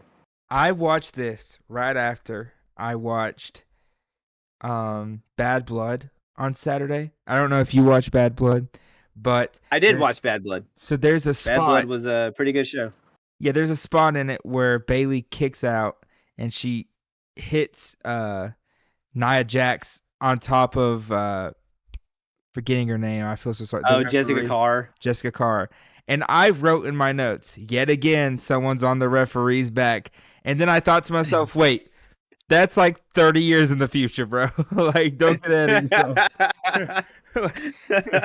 We're a little bit off from that. And I had to like delete it on my phone. I was like, what am I doing? Hey, Uh, just because I like making a lot of like crazy ass hot takes on this show, the Hell in a Cell match, Drew McIntyre and CM Punk. This is gonna sound weird, all right, but I think that it is the greatest Hell in a Cell match that never left the cage. okay. I was about to tell you it's in my top 20 matches of all time. Okay, great. It would take me a minute to think about my top 20 matches of all time, but I definitely thought that this was the best cell match that didn't actually leave the cell, that stayed in the confines the whole time. How much blood Because of came course, from like Drew's and CM Punk's head holy was fuck, dude. insane. There's a great shot where he's like after he gave Punk the low blow and he's staring at him with that fucking I want to kill you face. You see more blood start to push out of his skull. Crazy. The referee was trying to wipe it off, and he grabs a towel and throws it on the ground. Drew was so good in that match. Holy shit, were they not awesome? Fuck fuck The Rock for showing up on that night because Drew and Punk should have mained. If it hadn't been for The Rock and Jimmy Uso returns, there's no way that Hell in a Cell should not have gone on last. Yeah, I mean, dude, you wanna know what else happened? Raw went off air. Raw's on 2 hours now. Raw went off air, and The Rock returned That last must night be again. therapy. That must be therapy for anybody that's been watching Raw consistently for 3 hours every week for the Dude, past 12 years. it's a lot of short commercial breaks where it's like picture in picture, where the commercial's on the right side and you still see the match on the left side. It's a lot of those, and Wow. yeah. When I'm watching it next Monday, I'll send you a picture. So they're still getting a 3 hour Raw in. They're just cramming it into two. Yeah. Yeah, like Okay. the commercial's 3/4 the screen, but if you look to the left of it, there's still like the tiny box of Jey Uso and Xavier Woods fighting. Yeah. Oh, so I can see that headlock that they're holding while they wait for the commercials to end. Yeah, and after 2 minutes, you get the nod from the referee, and it's like, all right, now do that cool move you were thinking about. Yeah, yeah. All right, work up. But yeah, Double. eventually, Woo! yep, yep, double headbutt. Piper gets the hot tag. Crowd going wild for it. Piper About and to say Rude, huge reaction. yeah, Piper and Rude are exchanging punches. Uh, Piper actually tackles Rude, and they roll out to the floor. Oh, really? I wonder what's gonna happen. And guess what? Instead of either one of them getting pinned, they get double counted out. I'm fine. I'm fine with it. This feud didn't need either one of these two getting the better of the other at Survivor Series. They just needed their interaction. This between Piper and Rude is what Hogan and Zeus needed in the last match. Yeah, But and just they let didn't. Hogan and Zeus didn't get it, but Piper and Rick Rude got just let Ted pin fucking Bret Hart or something. it. Yeah, for sure. And so now we're down to Snuka versus Mr. Perfect, and then here's where my brain's like, that's how they keep his streak alive. Got it. Yeah, and yeah. We get rid of everybody that we don't want him to pin. so Perfect, he drop kicks Snuka out of the ring. Snuka gets back in the ring, does a shoulder block on him. Then they do a couple spots where it's a 2 count, 2 count, 2 count. Yeah, dude, this is a great fucking set of moves and sequences here. Yeah, no, yeah, Snuka and Perfect were great for each other. This was the best wrestling all night Mhm. on a show where Bret Hart and Randy Savage wrestled each other for a little bit. That's kind of crazy. So Snuka does a crossbody on Perfect, gets another 2 count.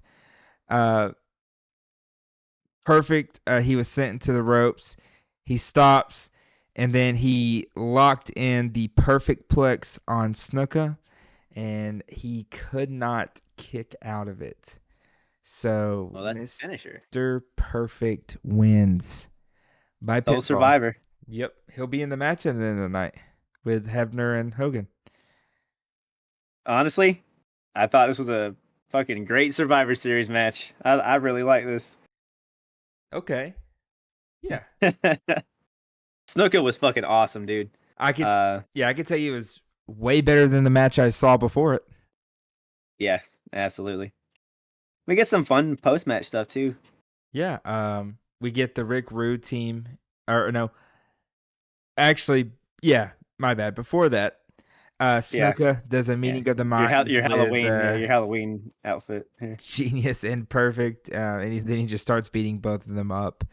But then to get back to what I was saying, Rick Rude team interview after Mr. Perfect starts talking, and they just cut him off. They're like, "Yeah, you're done, bro. Yeah, you're the sole survivor. Whatever. We're gonna kick it off to the Warriors. The Ultimate Warriors, right? That's what they're Oh called. my god. Yes, the Ultimate Warrior. Captained by the Ultimate Warrior. Yeah. I don't really know a word that was said. Nope. Yeah, this Um is the I don't know any English team. yeah, but this is also the same energy that I really enjoyed going into that War Games match. So I was definitely okay with this. I just loved everyone fucking screaming and doing this like you know that shit that like wrestlers do when they're like feeling themselves. Yeah. All of them were doing that, and then it gets to them and they're like Survivor Series, Ultimate Warriors. Every one of them, like who cares what they said? They're just screaming, and it was great. And so I wrote one thing about it. Warrior said he's bringing the power of the Ultimate Warriors to the ring.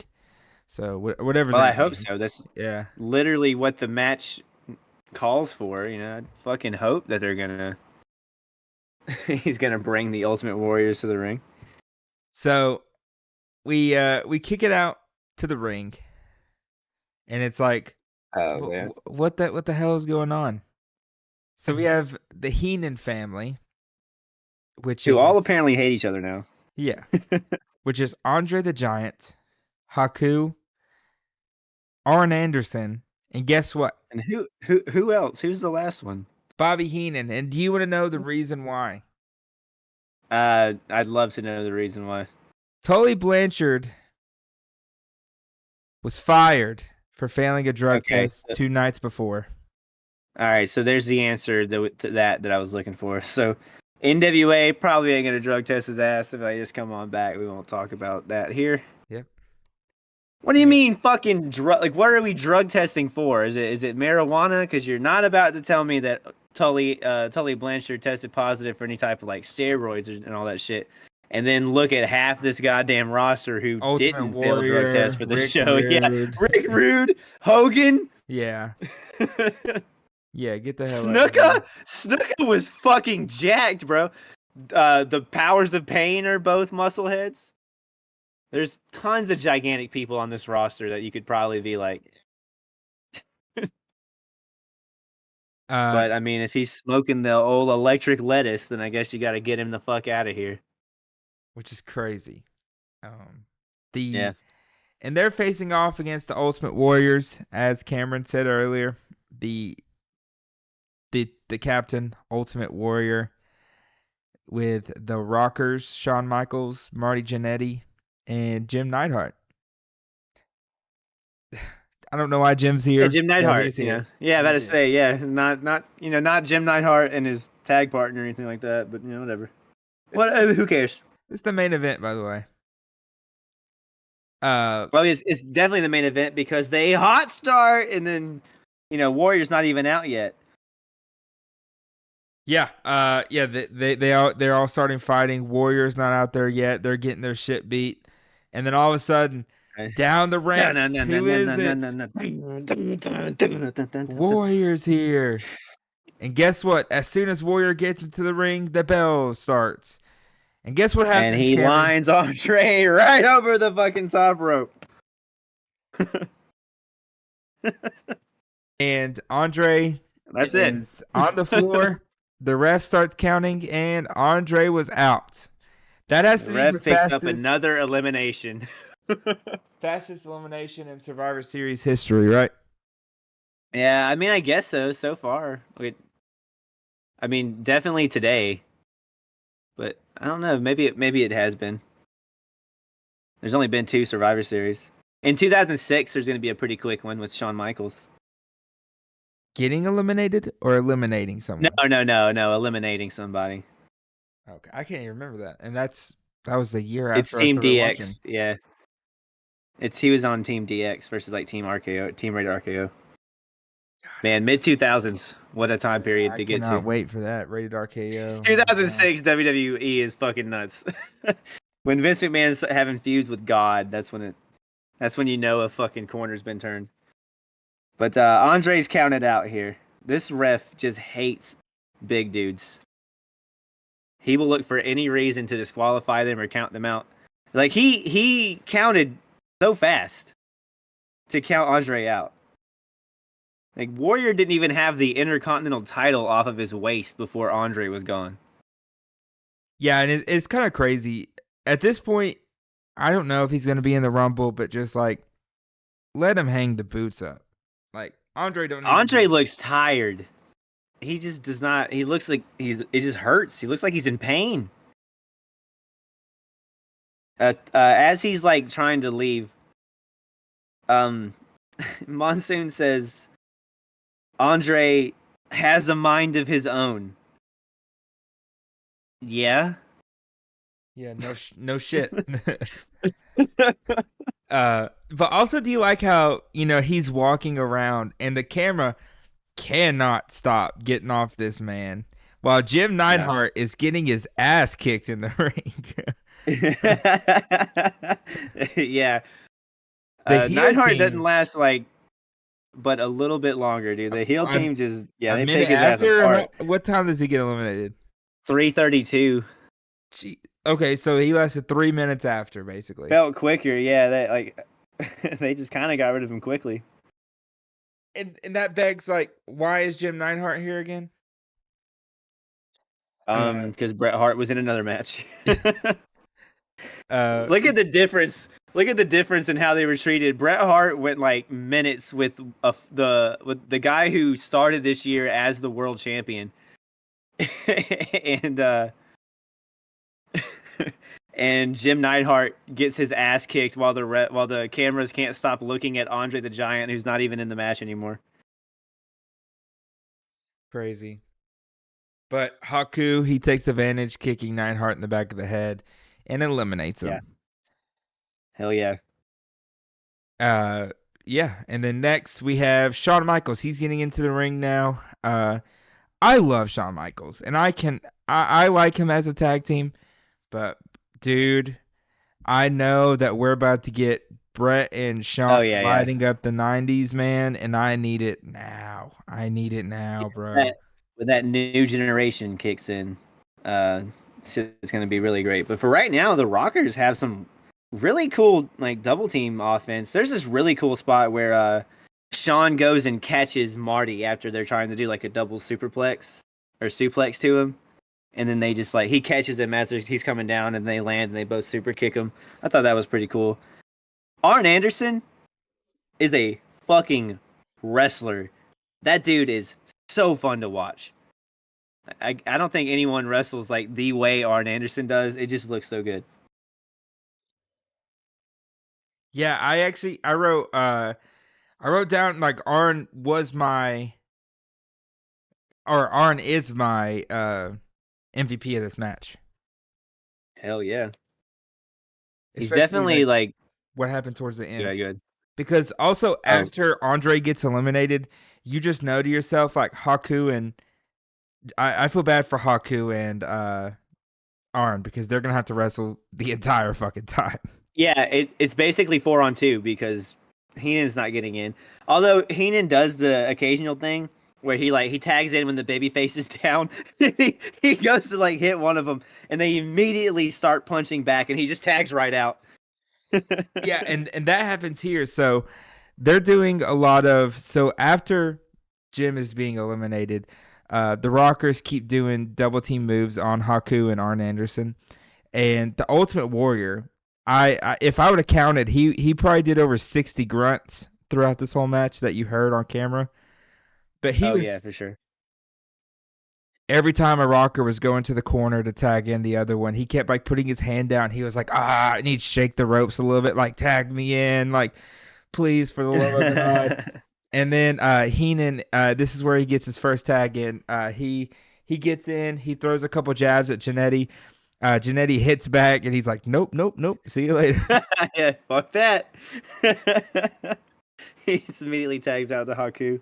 But guess what? Heenan comes back in a couple minutes later, and he beats down on Janetti. Actually, does like kind Yep. of like a splash on him and eliminates He him. pins them. He pins Marty Jannetty. We've seen Heenan get 2 pinfalls now. Remember, like back at like WrestleMania 2 or 3, he pinned like was it Coco Beware? Yeah, they threw him on him. Yeah, because it was him and like his team against like the Bulldogs and Yep.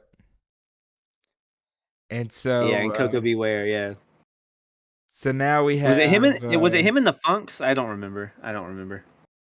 Yeah, I don't either. God, I love Terry Funk. Oh yeah, dude, I love him. Remember Bob Orton? Where the hell is he? WCW, right? And the last time we saw him, Texas Bull Rope Oh match. yeah, he had that bull rope match. Yeah. God, I miss him.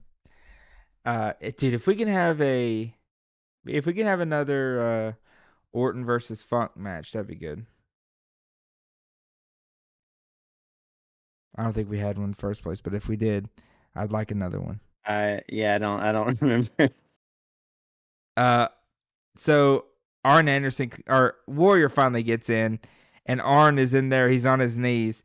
He's like, calm down, please, calm down, please, please, please. And the Warrior's like, fuck this, I'm just gonna beat the shit out of you. And so he applies a bear hug on Anderson. Yeah, there it is. Yep, The match was Zeus, no bear hug. Every other match, bear bear hug. hug. And so Anderson rakes his eyes to break free. Uh, and then he tags in Haku, bear hug. Um, and he followed up by doing an atomic drop on him. And then we have Shawn Michaels, he comes in. He does a drop kick on Haku, gets a 2 count.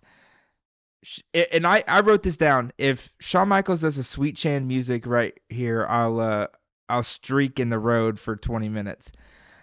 He did a super kick in this match, but it wasn't the finish. He gets that's his stick whenever he gets solo, right? He won't do it right now. Yeah. I mean, I don't know what the fuck his finish is right now. I don't. No one It's really always been has some one. double team move. Yeah, If yeah. That's like not unless you're really any tag teams. Hogan, Like yeah. no one in tag teams have a finish. They might have a double team move, but it's usually just they win with a big move. Yeah, I can name about 5 moves. What's Backdrop. what's Akeem's finisher? You know. Yeah. He's gonna dance in front of you until you just want to leave the ring in embarrassment. I mean, I could probably like. I don't know what Tito Santana's finish is. Baddies Brown has the Ghetto Blaster. Honky Tonk Man, Shake, Rattle, and Roll. I'm Leg trying to think if drop, I can name elbow drop from yeah, from Hogan. Yeah, Andre's got the little suplex gimmick, and then dude, we sitting haven't on seen the. that in a while. That side suplex that he does. Yeah, he hasn't really wrestled a lot. The He wrestled not even half a minute today. the $1 million dream submission. Yeah, I mean, like we know Bret Hart uses the sharpshooter, but Not yet. Yeah. But Hart Foundation also has the heart attack. Uh, but yeah. So we You're have about to see a finisher. we have Shawn Michaels. He gets tagged back in, and Warrior launches him off the top ropes, onto a splash, and then Yeah, rocket launcher is what that's called. yeah, and then Haku goes up and he misses a diving attack, onto Shawn Michaels, and then basically Michaels goes up, hits a crossbody on Haku, and pins him. Shawn Michaels Yeah, individually gets a pinfall. yeah, Pretty cool. on Haku, a former king. Yeah. And so now, Um, did you see this moment where like Heenan goes to the top rope and he teases like he's gonna jump on the fucking floor? yes. And could you He just imagine? no, it's I'd have screamed. What a fucking troll, dude. It's so great. And it's at that point where I realized like, wait a minute. They're about to eliminate Arn and Heenan's about to be left by himself. That's when it finally hit me what was happening. Uh, so after Haku is eliminated, Arn gets in, beats up on Shawn Michaels. Heenan's tagged in. He gets some hits on him. Uh, and then Warrior gets tagged in. So Heenan's like, fuck that. Uh, and then He eventually, like dashes. yeah. He bolts to the corner. And you can see there's this spot in there where you could tell Arn's just pissed off. He's like, dude, you gotta help me out. Like, we gotta do something here. And Shawn and Anderson, they both get back in the ring. These two fucking wrestle for a minute too, and this Yeah, is some good shit. they butt heads. They kind of do the meeting of the minds here, God butting each other. damn, did they ever, dude? I'm Yeah, sure it was safe, but the camera angle and just the momentum they had, it looked like they legit cracked heads. That shit sounded mean. yeah. And then Arn hits Shawn with a spine buster and eliminates him. So now we're down to a Bro, 2v1. can we talk about that spine buster though? Yeah, Arn, I know he's solo for right now. But goddamn, if he used that move like in a solos run, I love it. Do I love Arn you Anderson. think that might be his finisher?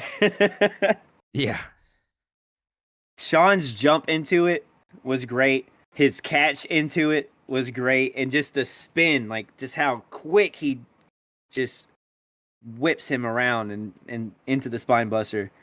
It looked amazing. It was very perfectly executed. The wrestling between Sean and Arn was so good, and it was like pretty much on par earlier with the stuff earlier from like Hart and Savage and Snuka and Perfect. Like these two had amazing chemistry. they do really well. And so yeah, Shawn Michaels is eliminated by Arn Anderson. So now it's Warrior versus Anderson and Heenan. Warrior, I don't like his odds. yeah. I do. I very much do. Warrior nails a few, shoulder hits on Anderson. But then Anderson actually gets the upper hand and actually throws Warrior out of the ring. And this is another spot where you think that he's going to the top rope. And honestly, if Heenan does that, he could probably get the count out on Warrior and the match is over. Yeah, the only problem is his legs are broken when he Yeah. when he lands. You just gotta weigh that against you just gotta weigh that against losing the match. And so which one do you yeah, you want your legs or do you want to win the match? or Yeah. to win this one random Survivor Series match that doesn't really have any That you knew you were in significance 48 to it. hours in advance. Yeah, but I mean also like what reason do you have to win Survivor Series? Why does it matter? Like what are we fighting for other than I'm a good guy or a bad guy, you know? Like what's on the line here? So Not really anything. So after this, Warrior gets back into the ring. Heenan gets tagged in. He's getting some hits on Warrior, but as soon as Warrior pushes his arms up off the ground to get a foot up, Heenan's like, "Fuck this! I'm getting out of here." And then Warrior sends Anderson to the ropes, which knocks Heenan down on the ground. So Heenan has no clue what's going on right now. And then Warrior does a slam on Anderson, and then nailed his running splash and covered Arn and eliminates him. So now the crowd goes crazy because they know that they have the Ultimate Warrior versus Bobby the Brain Heenan as the final two people in this match. And Hogan never even got this close to Bobby Heenan. no. And Hogan never got revenge on Heenan for all this shit. Nope. But Warrior's about to. And so Heenan realized what's going on, and he's freaking out about it. And so Warrior gets him into the ring. He's like, dude, what the hell? So Warrior tosses him into the corner, and he does kind of like a flip bump into it. He does a little flare shit, yeah. Yeah. And then Heenan bumps his ass off for Warrior, man. Yeah. Heenan was a fucking pro. And then, of course, Warrior takes to the other corner where he gets bumped over the top rope onto the floor. And Heenan's like, you know what? I'm not wasting my time here. And he starts walking out. He's doing the Bad News Brown gimmick. I didn't like it. I was like, that's someone else's shtick. I love how the Warrior chases him down here. He chases him, and then he brings him into the ring, and then he does his splash on him. I was worried. I didn't want him to hurt Heenan, but I think Warrior was pretty safe. Oh, dude, after watching Heenan flip over the corner to the floor and all that shit, and like the bumps he was taking, he was fine. Heenan knows what he's doing.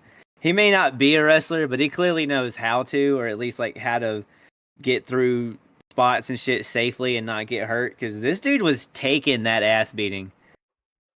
Yeah, very well too. But yeah, so Ultimate Warriors win, and yeah, this is a pretty good match. I thought, like, really good actually. Like, I was pleasantly surprised for a Survivor Series because I feel like ever since the last one, I've really been dreading it. But here we go, man. Like I think I see why this went last. Because you weren't doing much with the Hogan Zeus shit, and you had that segment where they beat the fuck out of them in the locker room and all that stuff. But you want to end on this happy note, so that can't be the Rudes Brood match because they're gonna win. And Ultimate Warrior being like pretty much the guy who I think it's pretty clear, like, this is your next babyface. Like, this is your next your next main guy after Hogan. The only reason he's the Intercontinental Champion right now is because Hogan's still around to be the World Champion. They want Warrior to be World Champion so bad. and they are building him that way. And what's funny is after this match, Warrior, he's holding up the title, and he's running back up the ramp to leave, and Heenan's still walking up the ramp. So he just fucking clotheslines him in the back, and the show ends. See, great ending. What a nice thing. But yeah, that's it for Survivor Series. I'll let you go first. What's your thoughts? Rating? What do you like about it? I gave this a 3. I mentioned I usually dread Survivor Series, but this one was honestly fine. The easiest to watch so far of the 3 of them that we've watched. Not having that 10-team match was probably the greatest thing that could have been gifted to me upon this viewing. I joked about some of the face-offs and all that, like how many there were because of last show, but like with Survivor Series, I just kind of accept that. You have to build tension between like the moments of one of the big members of a team being eliminated or something like that, or a guy realizing that it's him versus 3 or 4 dudes. Nothing dragged too long, but every match was a little bit long. But of course it was. It's Survivor Series. Like every match was at least 20 something minutes, right? Like, yeah, the shortest match was the main event at 20 minutes and 28 seconds. Let's see, what else I got. The last 2 matches were fucking great. I didn't think there was any bad matches, but the weakest was the Hogan and Zoo shit. And like, I didn't even necessarily think that was a bad match. It was just I was definitely expecting more given the people in it. It was just really fucking stupid at times. My match of the night is Rude's Brood and Roddy's Rowdies. Holy fuck, I love that match so much. Um, Performer, I can't decide, dude. I've got legitimately my first ever tie, and if you give one of these guys performer, then I'll give mine to the other. But I could not decide between Bret Hart and Jimmy Snuka. Um, That's just they both had such an amazing showing. Bret Hart because he's like the next fucking guy that needs to be like brought up and taken care of, and you know, what's the word, groomed for the success and shit like that. And then Jimmy Snuka is showing that like he's kind of fucking the man right now. He's in really good shape. He's fast. It doesn't matter that he hadn't been around in a little while. Like he's here to fucking work and put in the work, and damn, he did, dude. Snuka looked awesome on this show.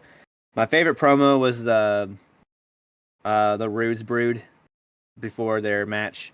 I just really love how all those heels gelled together. Rude's like demeanor, his character is just so sleazy and just such a shithead, and I love it. And it just it meshed so well with all the heels around him. And my favorite moment was Jake opening up the bag and throwing the snake in to make the heels scatter so the baby faces could get in. Really awesome moment. That's probably like my favorite moment of the entire Hogan tag match, honestly. And it was before the match even started. So that's my thought. Or those are my thoughts on Survivor Series '89. We're after No Holds Barred, the movie, The Match, man. We're done with the '90s. We're done with the '89. We're going to the '90s. That's crazy to It's a think about. turn of the fucking century or whatever, right? No, that'd be 2000. Yeah, but not to sound like repetitive or anything, but this is the best Survivor Series we've seen. Honestly, I'm gonna give this a 3 out of 5 as well. Okay. I'm gonna go with the best match for me. I'm gonna go with the first match. I just love that heel team so much, and the Bad News Brown moment just made. That's when I smiled the most. Actually, yeah. That's what I don't know. I just really love that first match. Um, the worst match of the night it goes to Hulk Hogan and the Hulkamaniacs versus the $1 Million Team, and I hate to say that, but it's awful. Um, the most memorable moment for me, I'm surprised you didn't say this, but I thought it was Andre getting eliminated in 30 seconds. Eh. I just remember the snake clearing the ring more. I honestly didn't think of too much about that being a moment because at this point, I just don't expect Andre to be involved long. Yeah. No, actually, most memorable is Zeus snapping Hogan's neck. That unchanging My it. Yeah. moment, I should have put my moment of the night as Bad News Brown fucking dipping on his team, but I don't know, man. The snake coming in was just so good to me. And I actually got for my non-wrestling gimmick they did interview, whatever you want to call it. Uh, it's actually the powder from Sensational Sherry. Hell yeah. When she did that on Hogan and That Booty. was like the runner up for moment for me. I loved that. And you said something about Bret Hart and Jimmy Snuka getting it. I'm Uh-huh. actually gonna give it to two different people myself. Fuck yeah, dude. I'm gonna give it to Who Arn you giving it to? Anderson or Mr. Perfect. Yeah. Okay. All right. So Yep. here we go. The first ever four people. We picked a Survivor Series team Yeah, for we did. Performer of the Night. Yeah. Bret Hart, Jimmy Snuka, Arn Anderson, Uh, and Mr. Perfect. What a fucking team. yeah. I went so Arn. If I'd give it to one, I'd give it to Arn. Like it's a 1A and 1B situation, but I would go 1A with being Arn. I mean, he had to wrestle his ass off. Andre being eliminated, Bobby Heenan's not going to wrestle. You had Haku for half the match, so Arn has to do Yeah. most of the workload. And He like you he mentioned, basically had to wrestle for two or three people. Yeah. that spine buster on Shawn Michaels, it Whew. was just perfect. And like his antics Yeah. with Bobby Heenan when he was getting mad that Heenan wouldn't get in, was just funny to me. Also, the Mr. Perfect part, where Mr. Perfect is like, he's like constantly in and out, and then it's like, okay, so how are we gonna make sure that Mr. Perfect is still, that main guy or that undefeated guy or whatever? We're gonna have him fight Jimmy Snuka, who's gonna look like he's gonna kick his ass and jump off the top rope to almost the other opposite corner and hit a splash on you, but actually you're gonna win the match. Uh, Yeah. It basically was just like finding a way to get six people out of the way of a Jimmy Snuka Mr. Perfect single match. and Because I mean, like the tag teams, that was whatever. Like literally the main people of your team got rid of the other tag team, and then Rick Rude and Roddy Piper took themselves out, so Jimmy Snuka and Mr. Perfect could wrestle. yeah, that's it for me on my thing. I know we talked about watching No Holds Bars the movie, the match now. I can't find it. Yeah, so I think we reconvene and we watch it before the Rumble. We'll make sure we find it before the Rumble. All right, So we'll start out next week. We'll watch it, the 10-minute match, and then we'll watch the Rumble. then we'll talk about the Rumble. Yep. Cool, cool. Rumble, the line right now it's at 2 hours and four. Right now, like it's gonna change. It's at 2 hours Yeah. and 41 minutes. Uh, I don't know if you're looking at what it looks like on Peacock. The logo's an M, so I don't know if that signifies anything. All right, dude. Yeah, Cool. the wrestlers are they're like they're an M on the logo. I don't know. It looks weird. But we see some familiar faces on it. Jimmy Snuka, Mr. Perfect, King Savage. But yeah, I'm gonna be honest. The undercard for the Royal Rumble looks fucking weak, but it's whatever. does it start out with a Rumble or is it last? No, the Rumble's last, Okay, and it's almost a whole hour long. that's good. Ray, when we get later on, the Rumbles are going to be like hour 30s, right? I mean, nah, they'll probably stick to be around. Yeah, they'll get about like maybe a little over an hour. Jeez. Well, that's it for us on Survivor Series 1989. Next week, No Holds Barred's the match, the movie, plus Royal Rumble 1990. The 90s are here. Oh man, I can't wait. We're almost to where I'm born. Yeah, that is crazy.